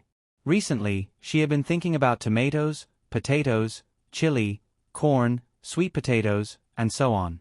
She didn't like eating anything else. Zhang Xiaobao waved his hand. Go, go. There's no need for that for the time being. It's enough. If there's no other way, just get the civilians to do it. The army can't be built forever. We're not construction soldiers. When we reach North America, don't forget to bring me some cigarettes. I'll roll them and smoke them. Smoking is harmful to your health. Do you smoke? Wang Wan agreed, even though the 2 of them didn't even know what North America looked like. Cigarettes? Zhang Xiaobao paused for a moment. He understood what Wang Wan meant. I don't know how to smoke tobacco. I can't make it. I didn't smoke tobacco in the past. I only smoke tobacco, not shredded tobacco. Shredded tobacco is too expensive. A box costs a few hundred. Yes, you smoke the ones that are dried and rolled up. A few $100 each. Don't be idle. Do some planning. This year, we have to pay taxes. Li Longji, that bully, is really not a good person. Wang Wan said this and walked out of the door to find her army training. Seeing Wang Wan leave, Zhang Xiaobao put down the rabbit of the 12 zodiac signs and picked up the cat of the previous zodiac sign. He played with it in his hand and muttered, "It's good to pay taxes. Paying taxes can increase one's reputation." Poor Li Longji. Fine, I'll get some more deer antlers. Otherwise, he'll throw a tantrum if I don't give them to my godfather. Also, my parents say that the mink fur in the northeast is good. Make some clothes to avoid the cold in winter. In a few days, a flock of geese will be flying south. Forget about the Ural grass. My family doesn't use that to make shoes. The days passed calmly and passionately. When late autumn was approaching, the second batch of grain had already started in other places. However, the first batch of grain in Jili had not yet arrived. Because it was planted late, most of the grains were still soybeans. They had to wait for the frost to fall. Wang Wan led the 10,000 soldiers to train and swim every day. They took cold baths 3 times a day so that the people from the south could gradually adapt to the cold weather. Zhang Xiaobao ordered the people in the province to build Kong beds. A large number of reeds were transported from the local area and the surrounding areas to weave mats. Otherwise, the Kong beds would be uninhabitable. The bricks were burned one by one. While the people were idle, they had people make methane ponds so that they could be used on the land next year. No matter what, they had to increase the output. This year's soybean harvest was just as so. They did not expect to harvest much. While they were looking forward to the autumn harvest, people from the Song Mo Commander-in-Chief's office came. They were sent by Li Xiaogu. Now, they were the masters of the Khitans. In fact, they had to listen to Ku Tuyu. The people who came here also represented that Ku Tuyu wanted something. One was the shark fin and Kuan Bu from Jili, which was the kelp. The other was the furniture produced in Hai Yunjian.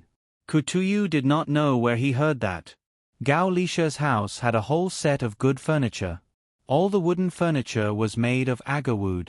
In addition to the furniture, there was also a big fish tank in the shape of mountains and rivers. When reflected in the sun, it was colorful. Therefore, Ku Tuyu also wanted a set. If he asked for it, Zhang Xiaobao considered the current international situation and gave it to him. The problem was that the people who came did not say, "Give us something. We don't have it. It's good to look at and admire." What he said was, "My lord has taken care of Jili. The governor of Jili should offer something to my lord like you have already offered pottery." With Zhang Xiaobao's character, he would not fall for this. He politely offered pottery, but in the end, he was seen as weak. Just as he was about to politely refuse, Wang Wan, who got the news, hurried back and said to the people from the Song Mo Commander-in-Chief's office, "Jili doesn't need your care. If you want something, fine. If you don't give it to me, you can only give me a broken bowl and half a bowl of spoiled rice. If you are a man, fight me." The people who came were angry and left unhappily. As a result, just after leaving Jili, Wang Wan, who was still angry, thought for a while and led the troops to chase after them. With only 100 people, they killed more than 100 people from the Song Mo Commander-in-Chief's office, leaving only one leader. Only then did she calm down and come back. Zhang Xiaobao, who did not stop Wang Wan, waited for Wang Wan to come back happily and said to her, "You are like a child. As the saying goes, when 2 countries are at war, they don't kill the envoys. Why did you bully them? I am a child. How can they be considered a country? I didn't admit that they dared to threaten us. We are not scared. Write a letter to Ku Tuyu immediately and ask him if he wants me to kill him. If he wants to die, just say it and I will help him." Wang Wan said indifferently and said, "This time I didn't bully them. It was a one-on-one fight. The Xiong army is the Xiong army. They are only stronger than the Khitans. We won a complete victory. Forget it. You rushed up with 100 people. There are so many people behind you. How can they fight? Who knew that you wanted to kill people? They thought you wanted to kidnap people. They were not prepared at all." Zhang Xiaobao could understand the feelings of the 100 Khitans who were killed. Not to mention the Khitans, even the Turks would not expect Wang Wan to kill them. I don't care. This is called catching them off guard. They didn't know before, but now they know. If they offend me, they won't have a good ending. Didn't you see? When the leader left, he stared at me. His eyes were full of disdain. Wang Wan was still full of righteousness. Zhang Xiaobao agreed as he ground the ink. Okay, kill them. We have to kill them sooner or later. If we don't kill them, it will be Liao in the end. I will write a letter and ask him to give us an acceptable explanation. If not, he won't have a good ending. Yes, he won't have a good ending. Wang Wan spread out the paper and took the ink from Zhang Xiaobao and ground it. It didn't take long for 2 letters to be written. One was sent to the capital and the other to the Song Mo Commander-in-Chief's office. The letter to the capital was sent with a pigeon, but it was sent by the Ministry of Rights. Gao Lishe was in charge of the pigeon. Usually, as long as it wasn't from important people like Zhang Xiaobao, he could let his subordinates handle it. When it was not important, even if someone was willing to spend more money to send a letter, he would take care of it. When he heard that Xiaobao had sent a letter, he hurried over. In the end, he saw that it was sent to the Ministry of Rights. Thus, Gao Lishe could not open the letter directly. Instead, he found the minister of the Ministry of Rights, Suer. Suer's days were not very good. Although the position of minister was something that many people could not obtain in their lifetime, compared to his previous position, it was far worse. When Gao Lishe found him, he was busy behind his desk with the pilgrimage of Mount Tai. The original date was in November, but it was changed. It was changed to October. Now, there were less than 2 months left before they had to leave. The Turks had negotiated with the surrounding small countries. They would not come to cause trouble and would even send people to observe the ceremony. When Gao Lishe threw the letter in front of him, he opened it and read it. He felt that his entire back was wet. Lord Gao, this is a critical moment. What do Zhang Xiaobao and Wang Wan want to do? His Majesty is about to go for the pilgrimage. Why did they have to make trouble at this time? What if the Khitans do not come to observe the ceremony and prepare to send troops? Suer felt that the pilgrimage was already very stable and there would not be any problems. He did not expect that at the most critical moment, something would happen in Jili province. As for why they did not go to the censorate but to the Ministry of Rights, the contents of the letter were all grievances, saying that they should be united and should not have come to force them. Others might not understand, but Suer did. After all, he had once been on the same side as the Ziwei Yellow sect. How could he not know this method? It was more powerful than sending it to the censorate. Sending it to the censorate would be an impeachment, and the result would be to the emperor. Sending it to the Ministry of Rights would be to gain the upper hand in terms of reason.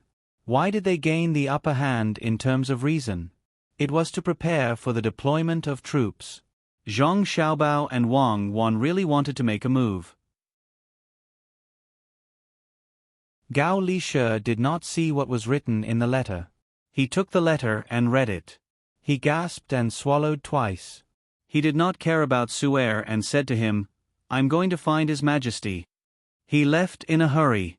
Suer did not see him out. After a while he sighed, "You're too abrupt. What can I say about you?"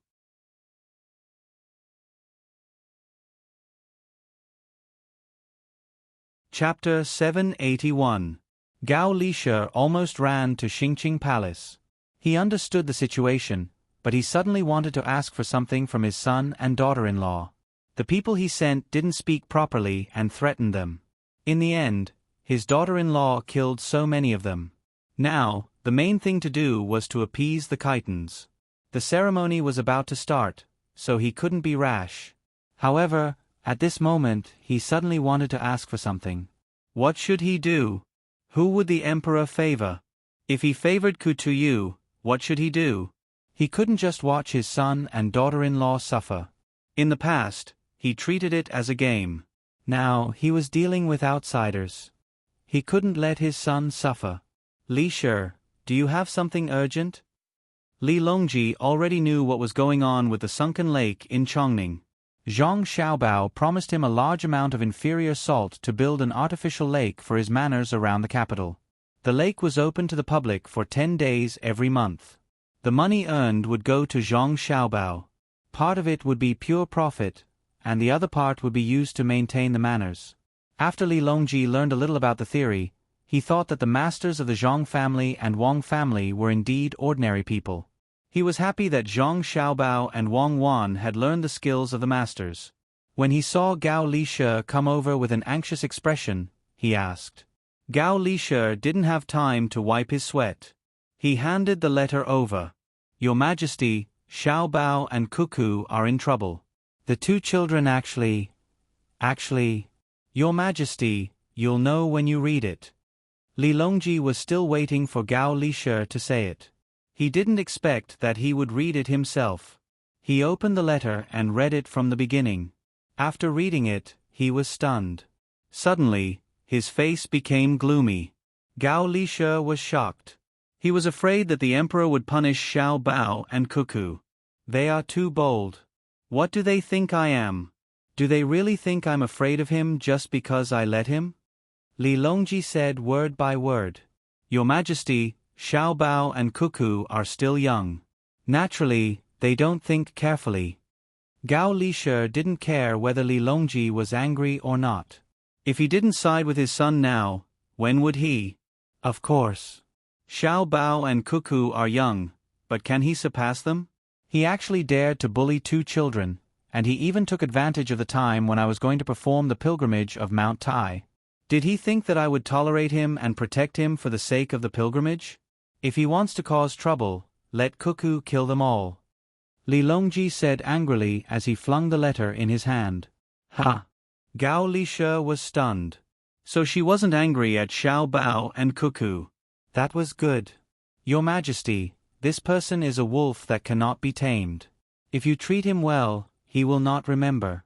If you treat him badly, he will bite you back. We must guard against him. I know, but the people over there don't listen to the imperial court's orders. What can we do? Li Longji understood. Although Xiao Bao and Cuckoo had schemed against him a few times and he lost every time, the two children didn't have bad intentions. When the imperial court needed help, they wanted to help. In the past few years, the Zhang family and the Wang family had spent nearly 1 million strings of money on infrastructure and disaster relief. Wherever the Zhang family and the Wang family did business, the taxes had increased by a lot.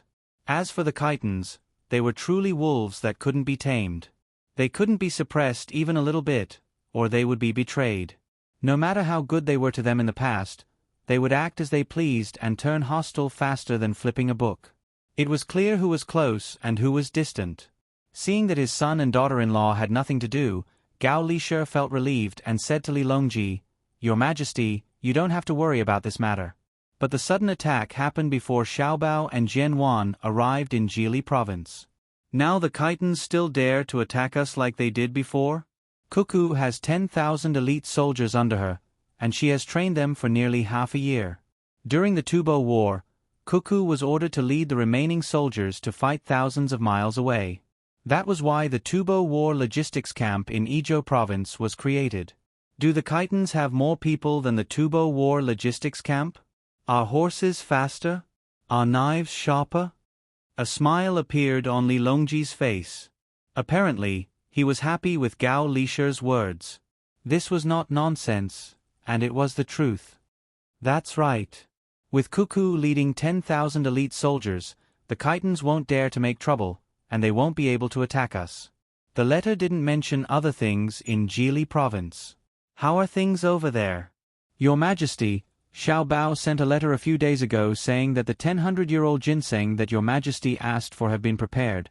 There are also 2 sets of deer antlers for Your Majesty to brew wine in winter. There are also countless other marine products. He also proposed to pay the rent this year, but the rent is relatively small, and there will be more next year. Naturally, Gao Lishe had to pick the good ones. In fact, there were no bad ones. Xiaobao and Huan had never complained about the lack of money or manpower. They also did not mention how difficult the local construction was, or how sad the people were. Allowing them to be exempted from taxes did not feel like they were children. They were like the stabilizing force of the sea as described in the novel. They were reassuring no matter where they were. Adhering to the style of the masters of the Zhang family, they never complained, could overcome all difficulties, and became stronger when facing strong opponents.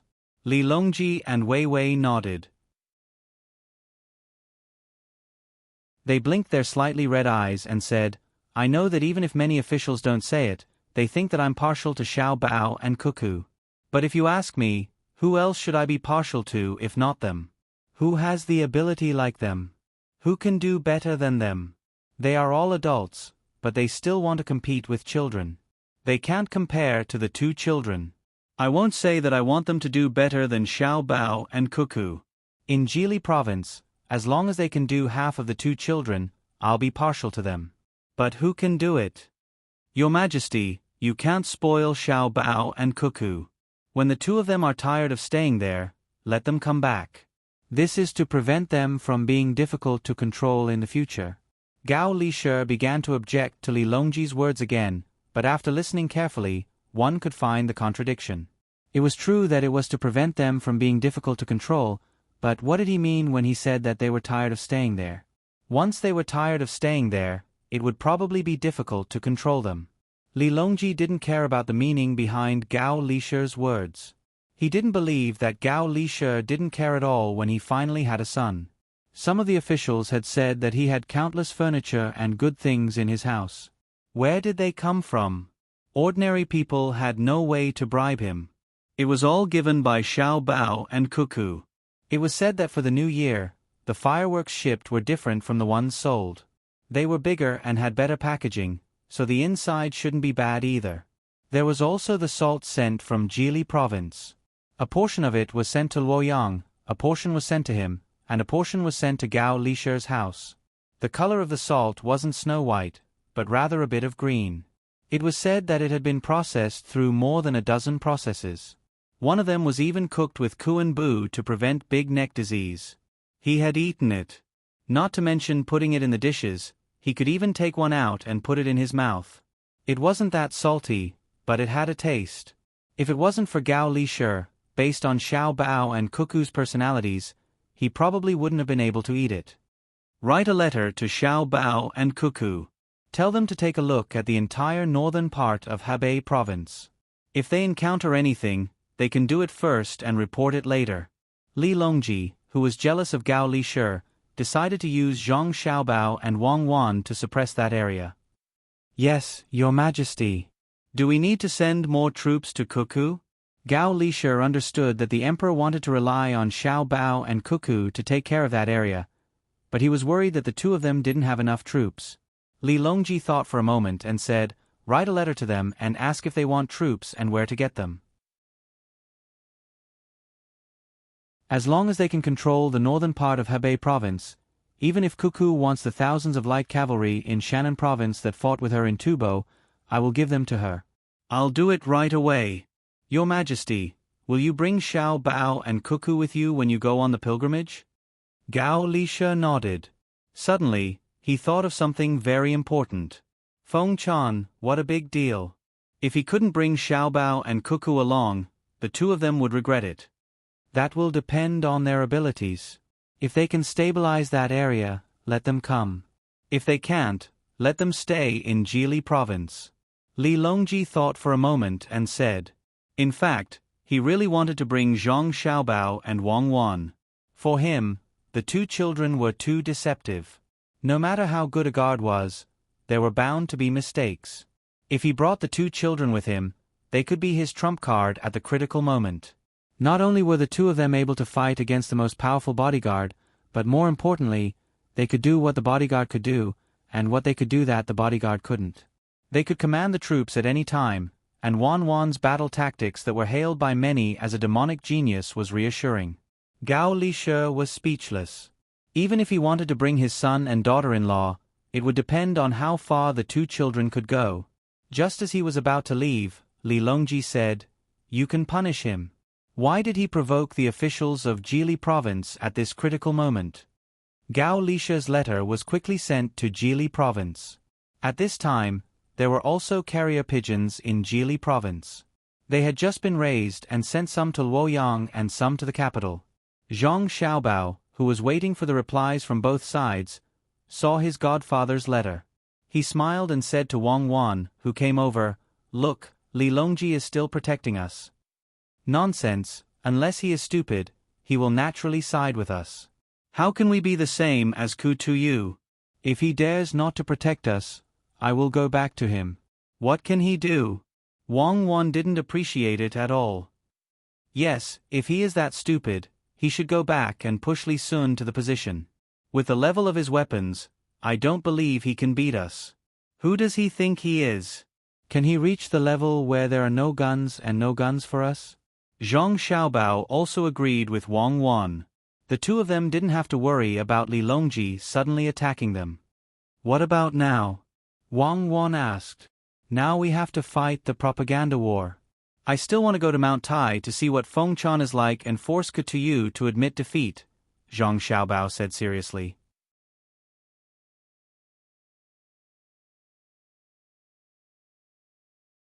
Chapter 782. Li Longji's reprimanding edict was soon sent to Ku Tuyu. Looking at the words on the edict, Ku Tuyu could hardly believe his eyes. When did the emperor of the Tang Empire become so tough? In the commander-in-chief's mansion of Songma, no one dared to oppose his words. Even the emperor of the Tang Empire, Li Longji, had to accept the person he chose, give him an official position, and even betroth the princess. What happened this time? Why didn't he appease me and teach the two kids in Jili State a lesson? Why did he put all the blame on me? Isn't he afraid that I will rebel? Doesn't he want to Feng Chan? At this critical moment, he didn't protect me but changed his previous conciliatory attitude. Ku Tuyu couldn't figure it out, so he didn't dare to rebel. He knew that the more incomprehensible something was, the more complicated it was. Li Longji was not a fool. How could he not be afraid of offending me? He must have someone to rely on. Yes, that must be it. Who is he relying on? Come on, tell me the details of the Zhang family and the Wang family. Ku Tuyu intuitively believed that Li Longji could only rely on the Zhang family and the Wang family. Zhang Xiaobao and Wang Wan, who went to Jili State, couldn't be so simple, and they were not sent away as others said. Soon, someone came and told Ku Tuyu the information collected after Zhang Xiaobao and Wang Wan showed their outstanding abilities in Jili State, and added the information collected recently. In the past, Ku Tuyu didn't pay much attention to it because he didn't have much contact with the Zhang family and the Wang family. Now, after carefully listening to the information, he finally understood why Li Longji didn't favor him but protected Zhang Xiaobao and Wang Wan. If one had to describe the Zhang family and the Wang family with one word, it would be strong and very strong. First of all, the two clans had immense wealth, and second of all, they had experts backing them. Ever since they first appeared, they had never lost in any aspect. This was definitely not as simple as it seemed. Even the status of the top scorer was not enough. It could only be said that they had the ability to contend with the various powers of the Great Tang and not be at a disadvantage. In addition to Wang Wan's achievements in Tubo, it seemed that Li Longji had placed the two of them in the northern part of Hebei province like a sharp knife, hoping that the two of them would be able to hold down this area. The conscription of 30,000 soldiers had already been exchanged for 10,000 soldiers transferred from other places. With 130,000 people in Jili province, the population of the surrounding areas had decreased by a lot. However, according to the information, Li Longji guessed Li Longji's purpose after a little analysis. Li Longji put two people whom he didn't know before, who looked like children, in Jili province. Through these two people and the power of their families, he firmly blocked the entire northern part of Hebei province. Li Longji had a very powerful ship and the experience of commanding the army in Tubo. He could use both land and sea routes. Even if he couldn't directly stop Li Longji when he took action, he could still block Li Longji's way after Li Longji rushed over a certain distance. Li Longji, do you really believe that Zhang Xiaobao and Wang Wan can hold me down? I'd like to see if the two children in your heart have such great ability.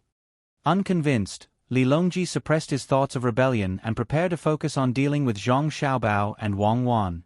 He would find a chance to test them again. His men couldn't die in vain, otherwise, how could he let others do things in the future?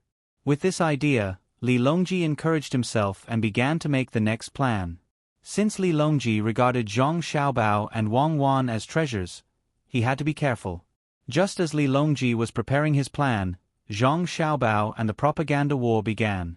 In a very short time, a rumor began to circulate in the Song Mo commander-in-chief's manor. Whether it was the workers or the soldiers in the manor, they all heard this news from the people they interacted with. Did you hear? Li Longji wants to lead us in a rebellion. We're about to prepare for war. Hurry and pack everything in your homes so that you won't have time to prepare for war. This was a kind of rumor. Whether it was those who believed it or those who didn't, they couldn't help but feel a little worried. Everyone knew that the Great Tang was gradually growing stronger. If they weren't careful, they could easily be wiped out by the Great Tang's army. If not for the fact that the Great Tang still had to manage the Turks in Tubo, they would have sent an army several years ago when Li Longji started his rebellion. The entire Song Mo commander-in-chief's manor was in a state of panic, fear, and a little expectation. Rumors stopped with the wise, but not everyone had that kind of wisdom. Those who were worried about the coming war began to buy a lot of things that could be used, such as leather armor, weapons, and food. It's over. It's said that the Jili province is preparing to recruit 50,000 soldiers from the local people. All men between 13 and 60 years old have to apply.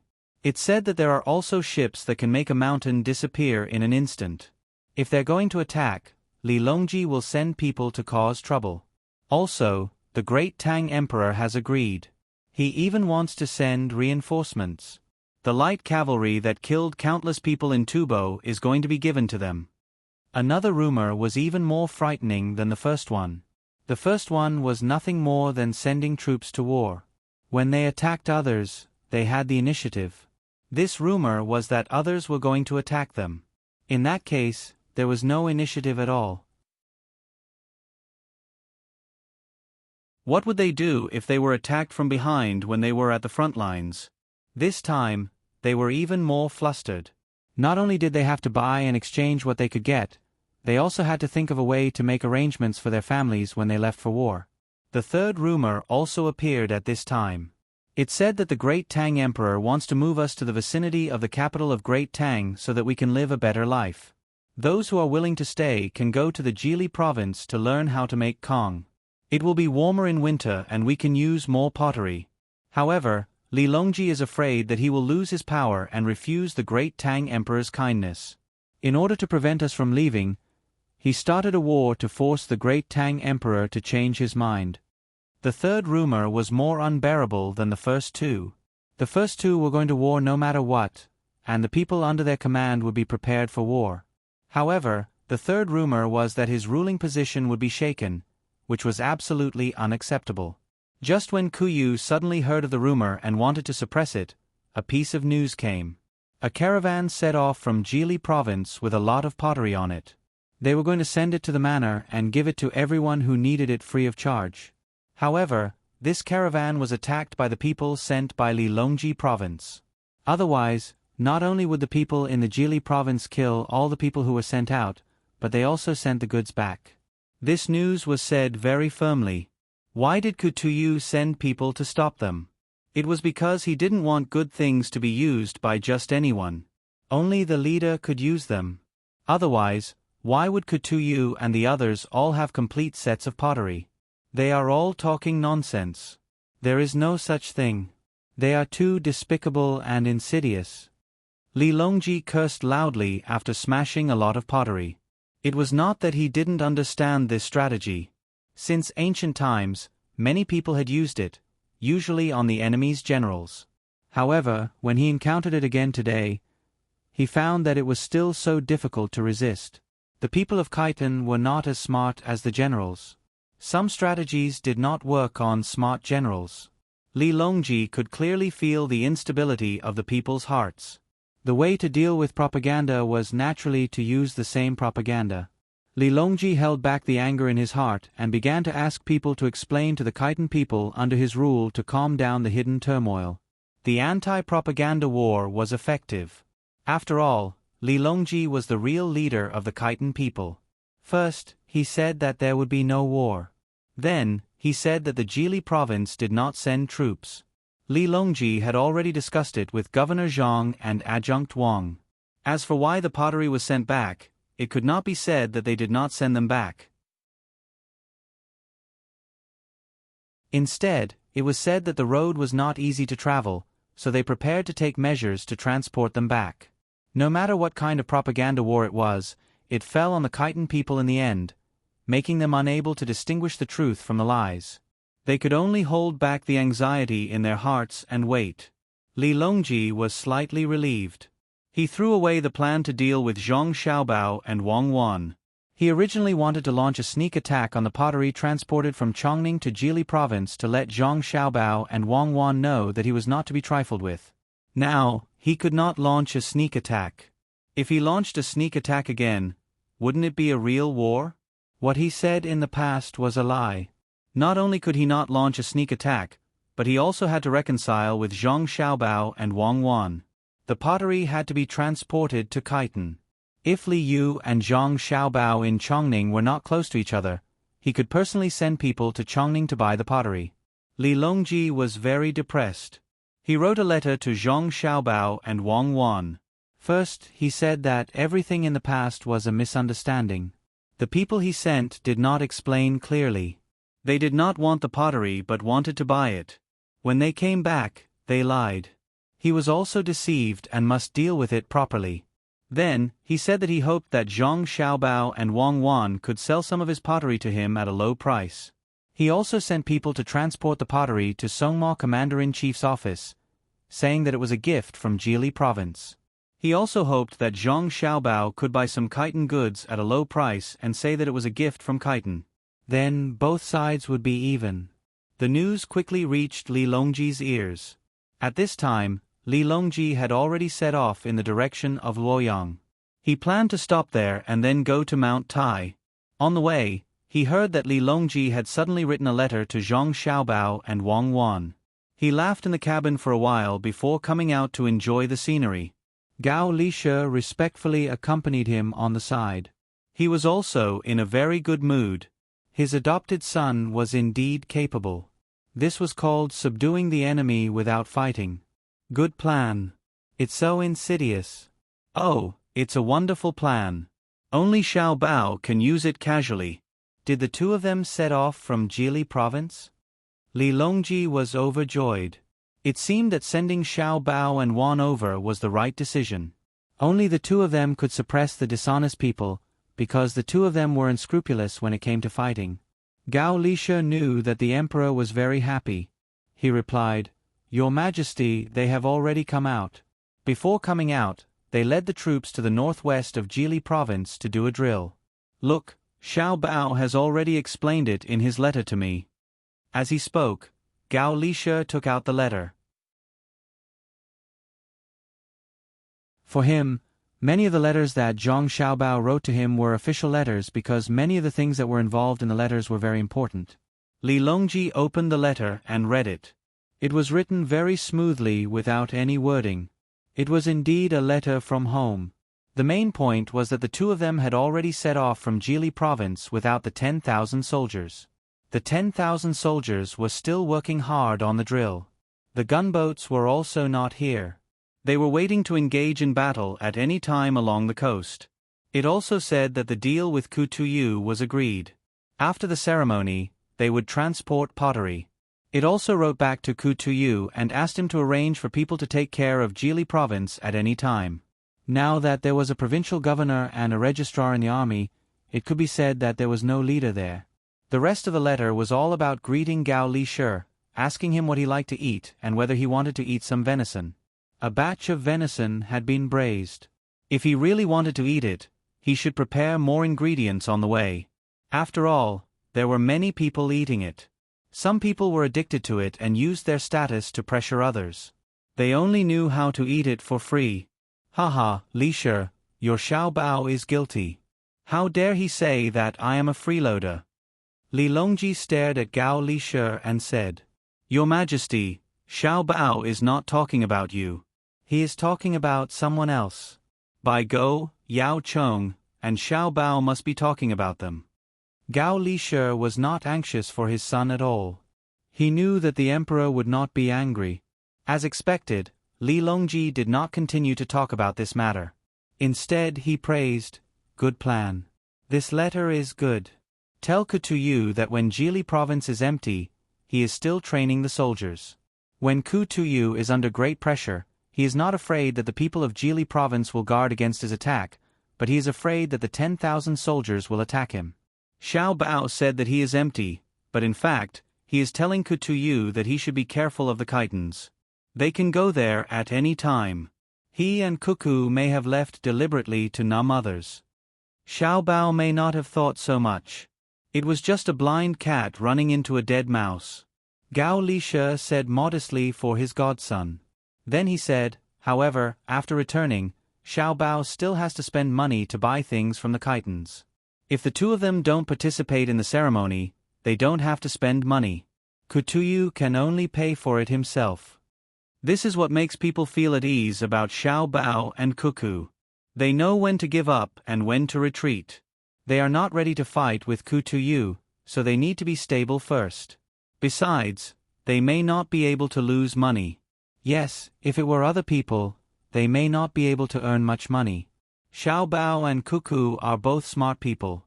I always feel that this matter is not so simple. This can be considered as Xiao Bao and Cuckoo using a scheme against Kutuyu, right? Li Longji did not believe that Zhang Xiaobao and Wang Wan would let Kutuyu go so easily. It should be a scheme, Gao Lishe replied. Since it is a scheme, how can it only have these 2 rings? When the 2 of them were scheming against me, they did not show any mercy. No wonder they want to go to Jili province. There is no one to fight with them for the coast there. It is impossible to change to another place. Dengzhou has the navy of Dengzhou occupying a good place. Look at them, they have the docks and docks. How could I be fooled? Wait for the 2 of them to arrive and ask me properly. This time, I want them to be closely linked, at least 5 rings. Otherwise, I will punish them. No matter what, they have to be more careful when dealing with outsiders than when dealing with me. Li Longji did not forget that he was tricked and made a request to Gao Lishe. Gao Lishe wanted to laugh, but he held back and said, "I will definitely make Xiao Bao reveal the plan. Your Majesty, rest assured. When dealing with outsiders, Xiao Bao's schemes have always been sharp and ruthless. For example, the current Tubo is no longer able to compete with the Tang Empire. It will be the same next year. Their locusts have not been completely exterminated."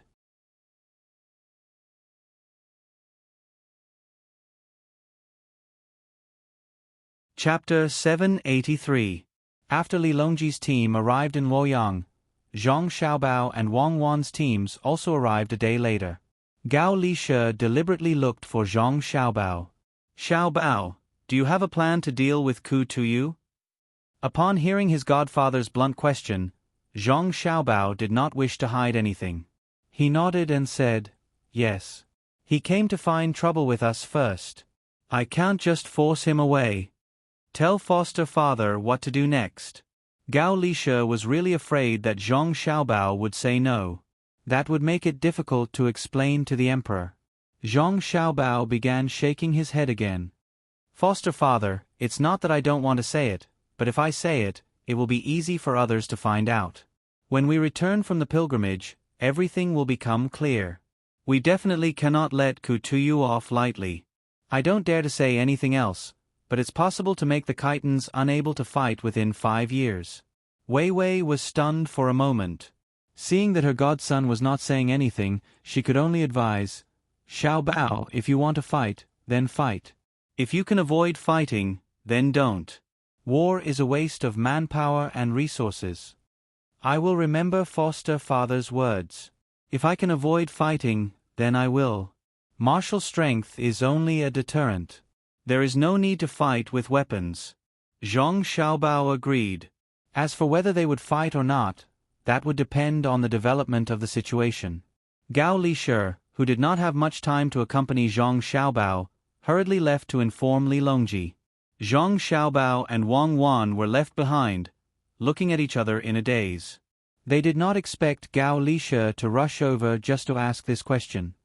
Xiaobao, I still don't know what your follow-up plan is. Wang Wan had not heard Zhang Xiaobao mention it before, so she thought that it was just a restrict coup to you. True invasion is not military force, but culture. It's enough to attack the Khitan's cultural system. Zhang Xiaobao's reply could be considered an answer. Only after the pilgrimage was over would they know what he wanted to do. Xiao Bei, who came back with her brother and sister, also saw her parents. She, who had a strong desire to show off, began to tell others stories. She even told them about the things that happened in Jili province. Her perspective was naturally different from that of the adults. She would always pick the things that she thought were interesting. This made the two families even more lively and cheerful. Li Longji didn't stay in Luoyang for too long. After 3 days, he led his men to Mount Tai. This time he brought a lot more people. The army pressed forward, and the procession stretched out for dozens of li. Along the way, the common people found a new topic to talk about. They all talked about whether the emperor would be able to invite a deity to Mount Tai. The pilgrimage this time could be said to have cost a lot. Fortunately, Li Longji didn't let Zhang Xiaobao and Wang Wan fork out the money. It wasn't that he was kind, but that he was afraid that Zhang Xiaobao would make use of the pilgrimage to earn money. The pilgrimage was a very serious matter. Zhang Xiaobao and Wang Wan followed Li Longji ever since he set off again. They were in charge of protecting him. At the same time, it showed that Li Longji took care of the two of them. The two of them didn't think that Li Longji shouldn't have spent so much money to go to Mount Tai. The two of them felt that the money spent was worth it. It could show the surrounding countries the national strength, just like a military parade. Although the money was spent, the results were very good. Wang Wan had been comparing this operation with the history in her memory and realized that there were indeed many differences. First of all, the place where Li Longji rested and ate was different. In the past, it would have been at a temporary post or at a government office along the way. But now, it was at the nearby restaurant between the clouds and the water every time they stopped. Zhang Xiaobao didn't intend to follow Wang Wan's history and cook simple dishes. Just the money spent on the group's meals was not a small amount. There was no need to scrimp on Li Longji's meals. After all, the money didn't come from his own pocket. Every bit of money he could earn was still a little bit. The group finally arrived at the foot of Mount Tai at the end of October. According to the date, Li Longji had arrived a few days earlier than in history. I don't think it's going to rain, Wang Wan said to Zhang Xiaobao as she looked at the sky. Rain. Zhang Xiaobao didn't understand the deeper meaning behind Wang Wan's words. It's when Li Longji ascended Mount Tai. Just as the ceremony was about to start, it rained the night before. It was very worrying. But miraculously, it was sunny the next day. Looking at the weather, it won't rain again. Wang Wan explained. Oh, so that's how it is. Don't think about history. There's no record of the two of us, nor between the clouds and the water. It's possible that Li Longji was assassinated. Be careful, he can't die now. Zhang Xiaobao didn't want to think about history anymore. It was mainly because he didn't study it well.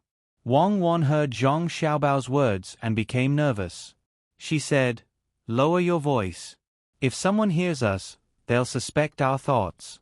This time, Zhang Shuo still arranged his people to be part of the group. It's just that there are a few extra people. I was just wondering if he would be affected by an actor this time around. If it wasn't for the actor, would Li Longji have planted a thought in his heart? If it wasn't for those things, Zhang Shuo might not have stepped down from the stage. What's the point of thinking so much? Some things are just fuses. As long as Zhang Shuo is really that selfish this time, there's no way he'll run away. What's going to happen will happen. Even if it happens once or twice, it's time for him to step down.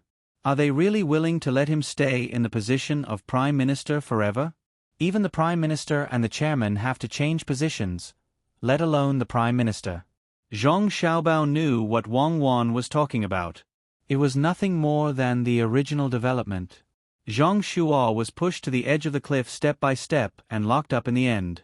After all, the current situation was different from history. Perhaps there would be some changes. Zhang Xiaobao did not take this to heart. He lived to show his self-worth. He had more family by his side, so other people's matters did not affect him much. The group had a hard time traveling. They had to guard against people with bad intentions, and there were no carriages or horses. Zhang Shuo was still as stingy as ever. He did not give the soldiers too many benefits, even when it came to food and drinks. On the contrary, Zhang Xiaobao and Wang Wan were very generous. They brought many side dishes for the soldiers to eat under Li Longji's name. The soldiers understood that this was not the emperor's arrangement. They were very grateful to Zhang Xiaobao and Wang Wan. Zhang Xiaobao's goal was achieved. The side dishes he gave were all the signature dishes between the clouds and the water or sea and clouds. They usually sold well. This time, after Feng Chan returned, the soldiers would advertise it and it would sell even better. Old Man Pai, Old Man Yao, Zhang Xiaobao and Wang Wan's main men, as well as Zhang Xiaobao and Wang Wan, were extra places.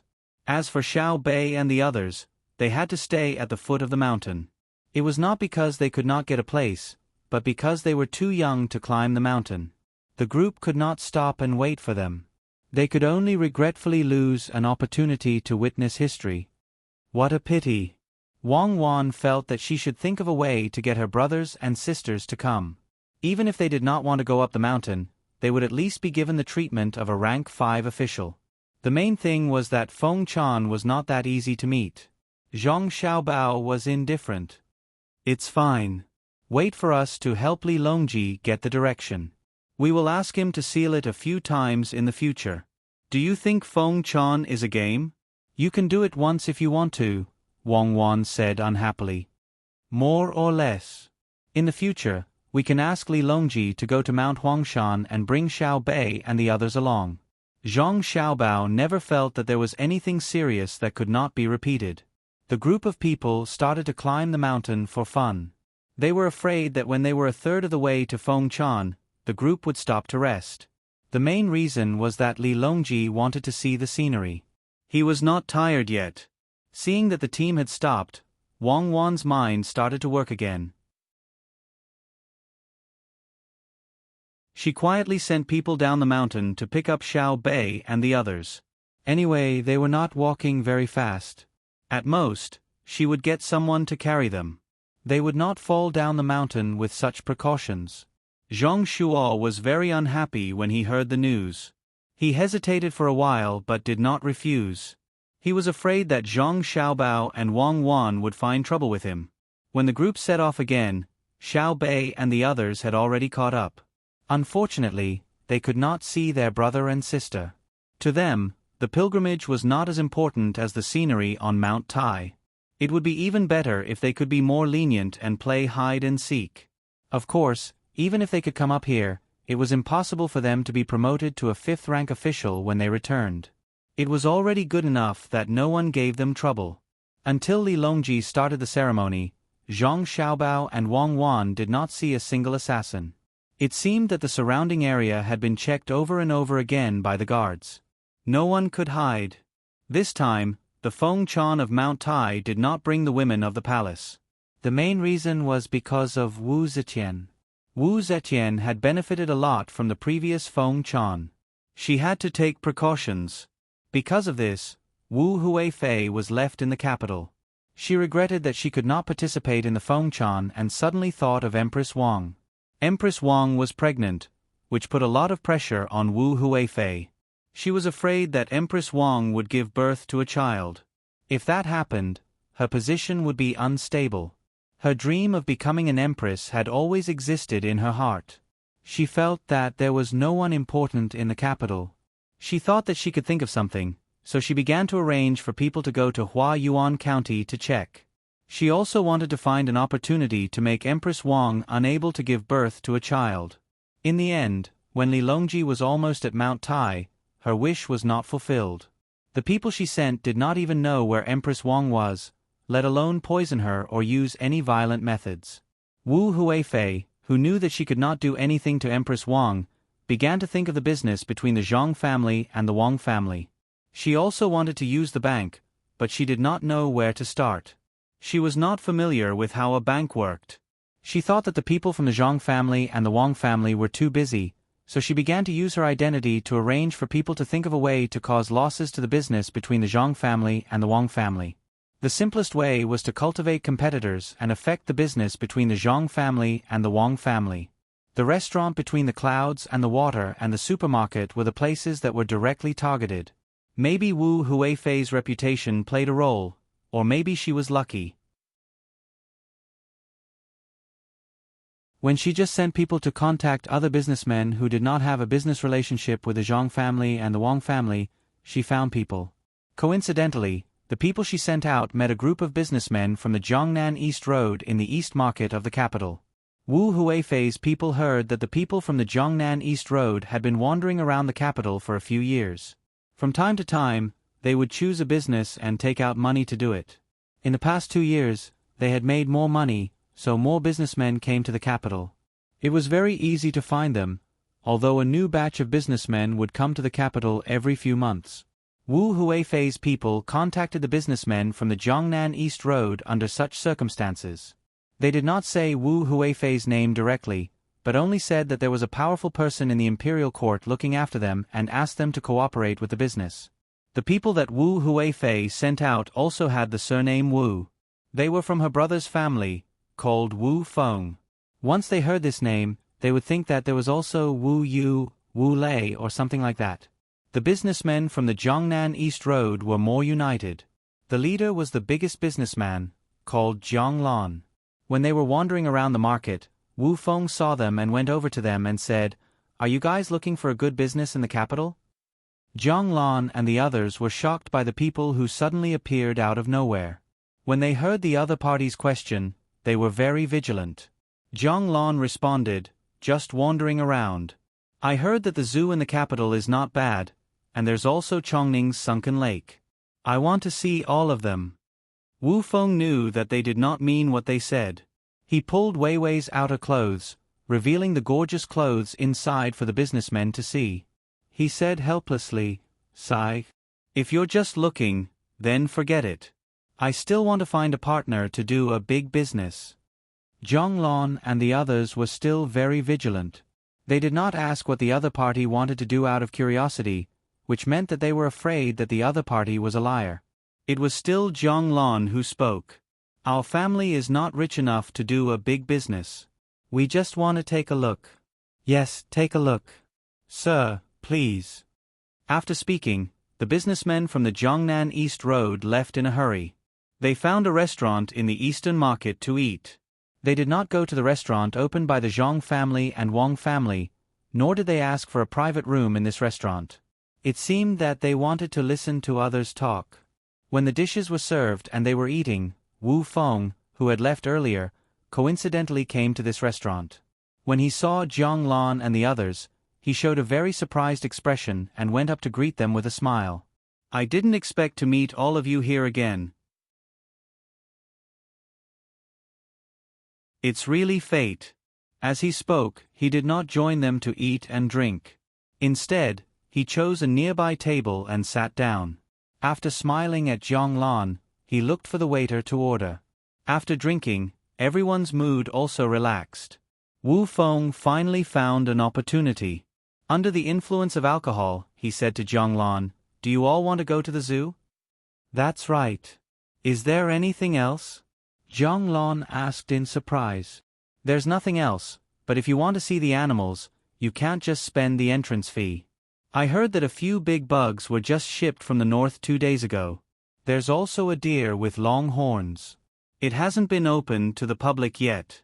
If you all want to take a look, I can help." Wu Feng started to take this opportunity to show his identity, hoping to make the other party look up to him. Jiang Lan and the others obviously did not believe him. Gently putting down the chopsticks, Jiang Lan said to Wu Feng, "Let's not trouble you, sir. We'll know when we go take a look later. Maybe the bugs and deer have already been opened." Her meaning was very clear. They could see it even without you. Of course, The prerequisite was that there were really bugs and deer. This time, Wu Feng could not say anything and could only eat and drink silently. When Jiang Lan and the others were almost done eating, they left after counting the money. Wu Feng, who still did not want to give up, followed them out. The zoo was not in the city. Firstly, there were not that many places. Secondly, the smell was bad in summer. No matter how it was cleaned, it was impossible to bathe the animals and brush their teeth all day long. Jiang Lan and the others hired a carriage and headed outside. By the time they reached the zoo, more than an hour had passed. This was because the eastern market was close to the eastern city gate. Some of the animals in the zoo were free for people to see, some could be seen with a few copper coins, and some could only be seen with a dozen copper coins. Many rich people from other places did not want to see less because of this small amount of money. They took out their money and wanted to see the animals from the beginning to the end. Jiang Lan and the others were the same. There were many animals in the zoo now. After looking at them one by one, they sold things specially for the animals and threw them over to feed them. Half a pig was carried and thrown into the pool where the crocodiles were kept. Seeing the crocodiles bite on the meat and roll back and forth in the water gave people a frightening feeling. The person in charge of the explanation began to explain to them why the crocodiles roll back and forth when they were eating. He said that the meat was too big to bite and could only be torn apart by the rolling of the body before eating. He also talked about the habits of the crocodiles. Those who did not spend money to buy meat also watched from the side and listened. They felt that they had gained a lot of knowledge. In the end, after looking around, they did not find any new bugs or deer with big horns. Pulling over a person from the zoo, Jiang Lan asked, "I heard that there were new bugs and deer that were transported from the north the day before yesterday. Where are they?"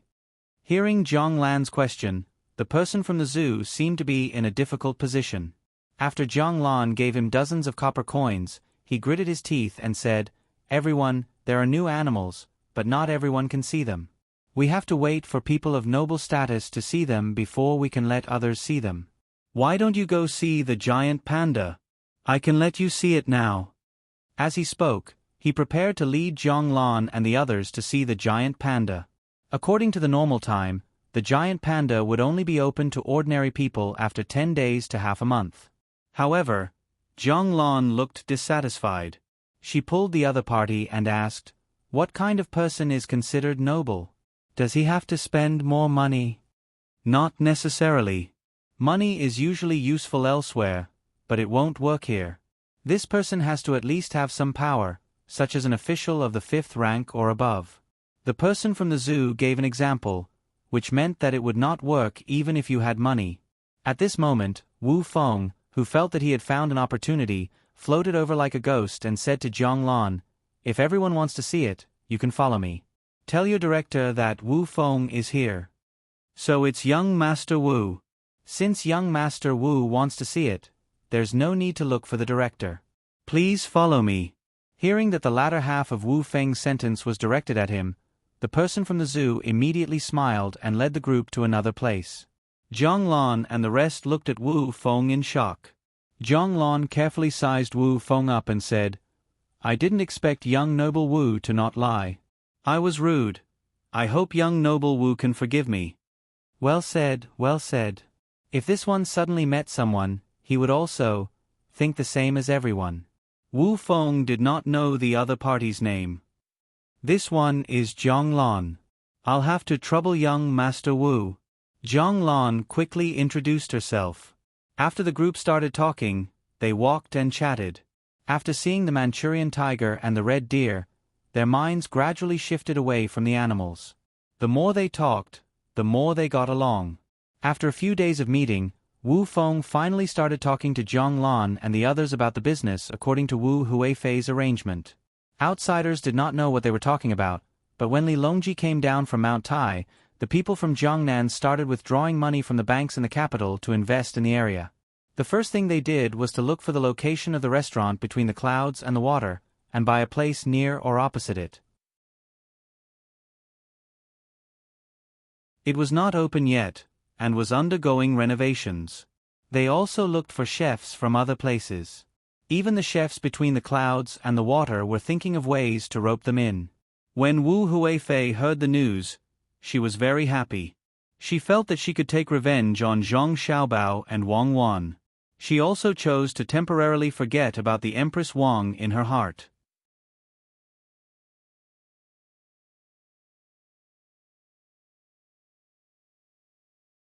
Chapter 784. When Zhang Xiaobao and Wang Wan followed Li Longji's pilgrimage team back to the capital, 2 restaurants opened opposite the Savant's restaurant and the Joy residence. To be precise, they were a chain restaurant. The name of the chain restaurant didn't have words like gu, lu, or residence. These 4 words made people feel puzzled at first. It was unknown where the merchants of Jiangnan East Road found a good painter. Each restaurant had a large piece of cloth pasted on the front. On the cloth, there was a painting of the blue sea, blue sky, coconut trees, sunshine, and beach. The blue sea silver sand suddenly became an alternative scenery among the restaurants in the capital. As soon as this name appeared, it spread around the capital. Wherever there was a restaurant between the clouds and the water around the capital, one could see the blue sea silver sand. Even the restaurant between the clouds and the water next to Sanshui County was affected. Zhang Wang and Guo San's restaurant in Sanshui County was next to Zhuangzi. Others couldn't buy it, but it could be bought in Huayuan County. The flagship store of the Blue Sea Silver Sand was open next to the restaurant between the clouds and the water. The same quality service, the same variety of new dishes, and the same membership system. The only difference was that the scenery between the clouds and the water was mainly ethereal. Wherever there was a restaurant between the clouds and the water, there would always be a little hazy, not to mention the main restaurant in Sanshui County. The Blue Sea Silver Sand was mainly realistic. They even moved the sand into the restaurant, thinking that they could create a beach scene. When the 2 restaurants were compared, each had its own characteristics. It made people who liked to eat happy, and it also made many people watch the show. Some people were gloating and waiting for the 2 restaurants to compete with each other.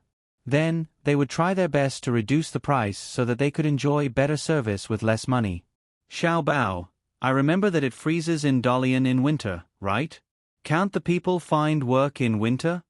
Wang Wan was sitting in the car with a charcoal pencil in her hand. She was writing and drawing on a piece of paper.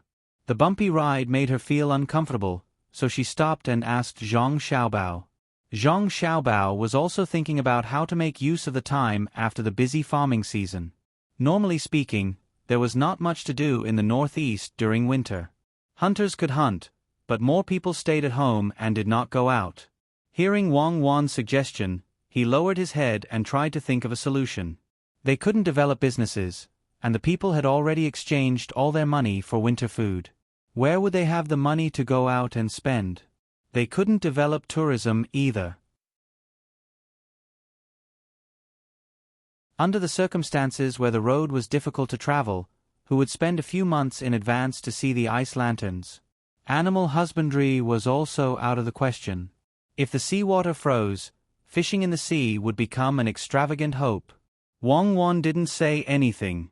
She waited by the side, hoping that Zhang Xiaobao could come up with a good idea. One was to increase the income of the local people, and the other was to reduce the loss of her family. Now, it was free of charge. If the person sitting next to her wasn't Zhang Xiaobao, but someone in this era, Wang Wan wouldn't expect him to come up with a solution at all. But if it was Zhang Xiaobao, it was a different story. She believed that in terms of economy, as long as Zhang Xiaobao was willing, there must be a good way to make use of the seemingly impossible resources.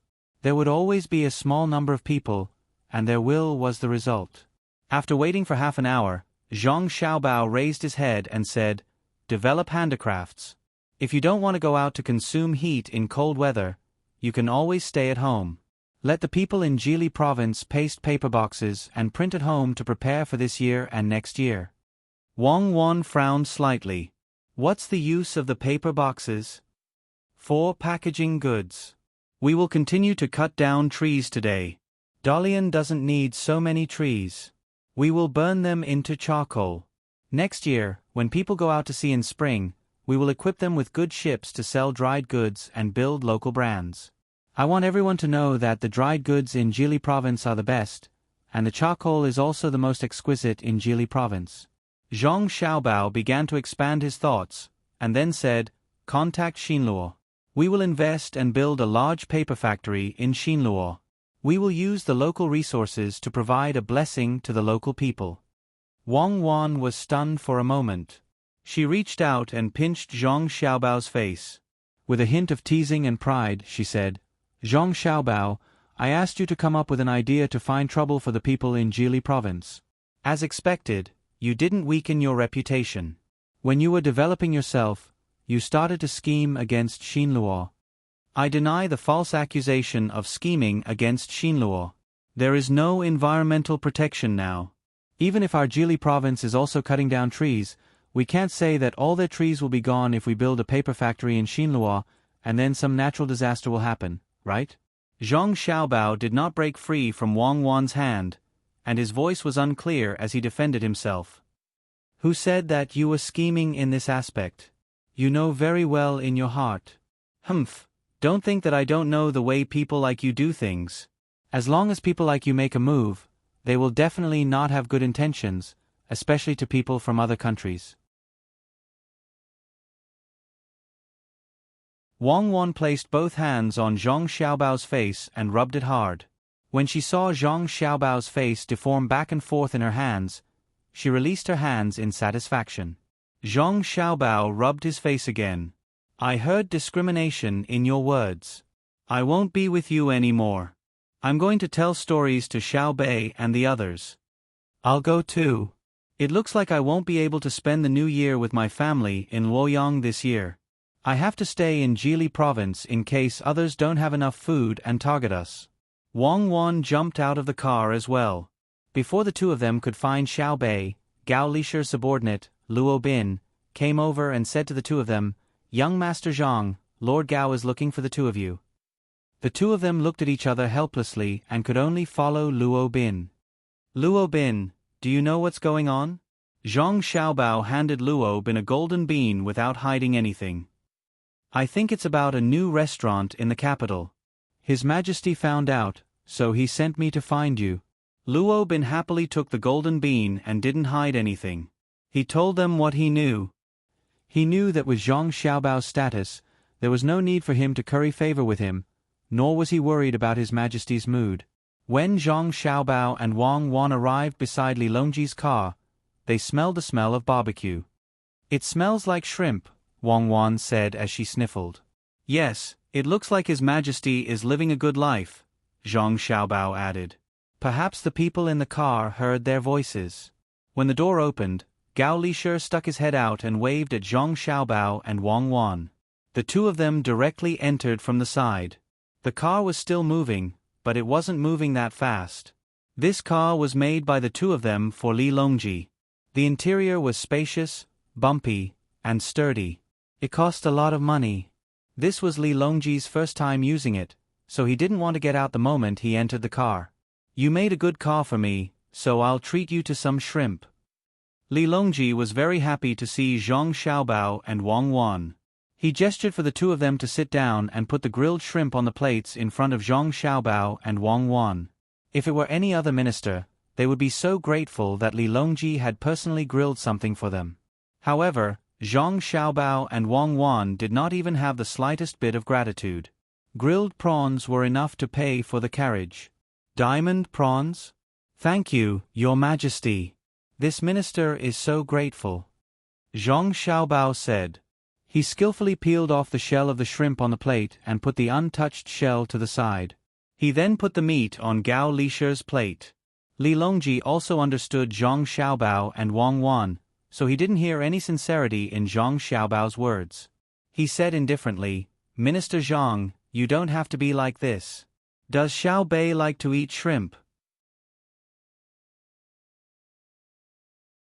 Zhang Xiaobao knew that Li Longji liked his younger siblings. The main reason was that his younger siblings weren't so restrained. Compared to Li Longji's own children, they were more lively and gave people a special feeling. Seeing that Li Longji was sincerely asking Xiao Bei, he also said sincerely, "Xiao Bei likes to eat boiled shrimp. Grilled shrimp is fine too." I'll grill them for them now.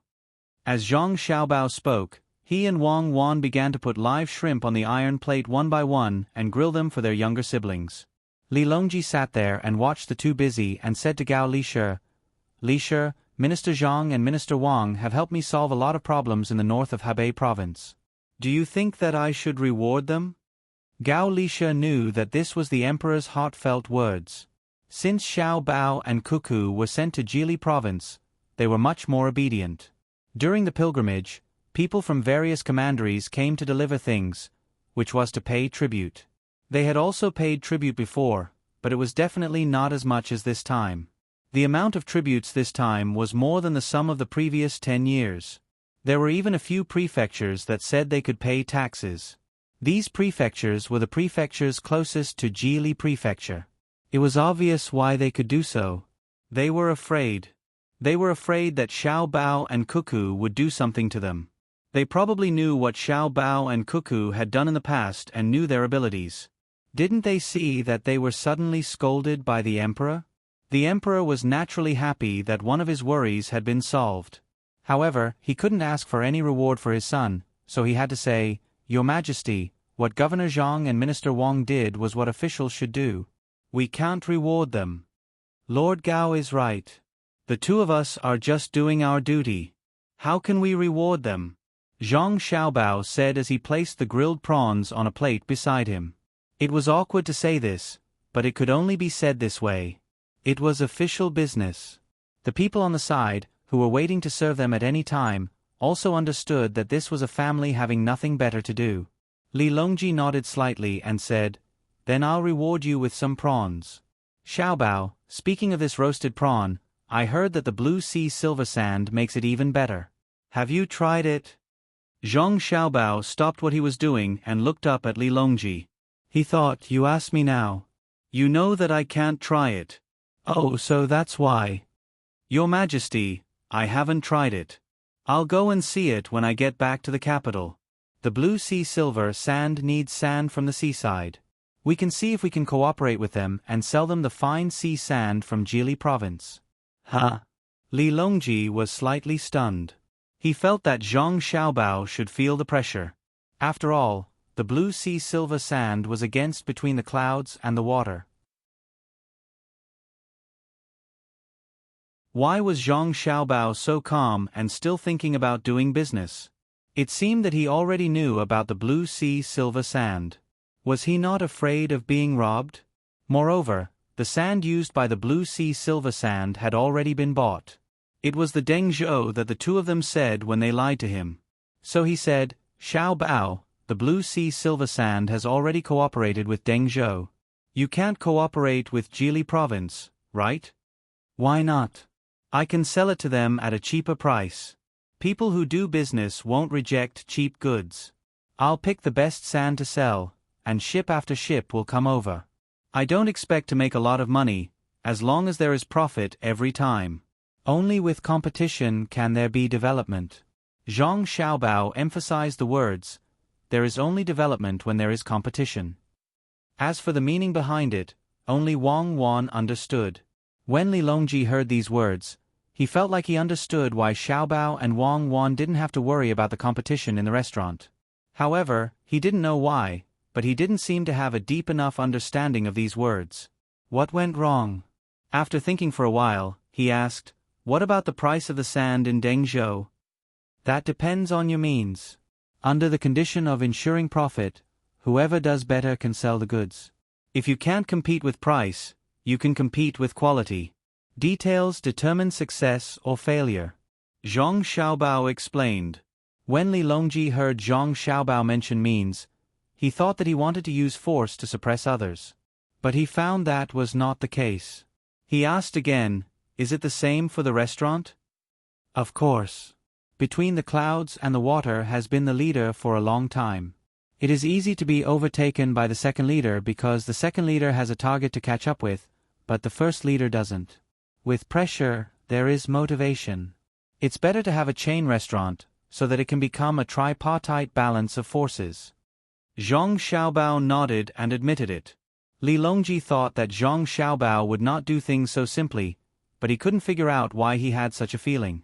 If he had to describe it, it would be that everything was under Zhang Xiaobao's control. What was the reason why he didn't care about the new blue sea silver sand? Unable to understand, Li Longji decided not to think about it anymore. He would slowly observe in the future, and eventually be able to figure it out. Changing the topic, he said, Xiaobao, Huan, this time you have provoked Kuyu. You must be very careful in the future. Your Majesty, please rest assured. There is no problem in dealing with him. This year, we will make him pay the rent voluntarily. What is the Commander-in-Chief's mansion in Song Mo? Next year, starting from the Commander-in-Chief's mansion in Bohai from the east to the west, no one in the north of North Vanhe province can refuse to pay the rent. Wang Wan said proudly as she handed a plate full of prawns to Luo Bin and asked him to give it to Xiao Bei and the others. If it was someone else who said this, Li Longji wouldn't believe it. He would think that there was a problem with the other party's ability. But when it came from Wang Wan's mouth, it was a different matter. Can it be so? How should we do it? Li Longji's eyes brightened. If he could completely solve the matter in the north of North Vanhe province, it would save him a lot of trouble and he could concentrate on other things. The current Tubo was already much less troublesome. Over there, they didn't dare to fight, and they were at a disadvantage when it came to exchanging food. It was all because of Xiao Bao and Cuckoo. They wouldn't be able to recover by next year. Your Majesty will know in a moment. Speaking of which, there are too many things involved. This year, let the Commander-in-Chief's mansion in Song Mo pay the rent. At that time, Your Majesty will naturally understand that you're tuning in to the Narrate and Escape YouTube channel. Don't forget to subscribe and join us on this journey to catch the most captivating stories.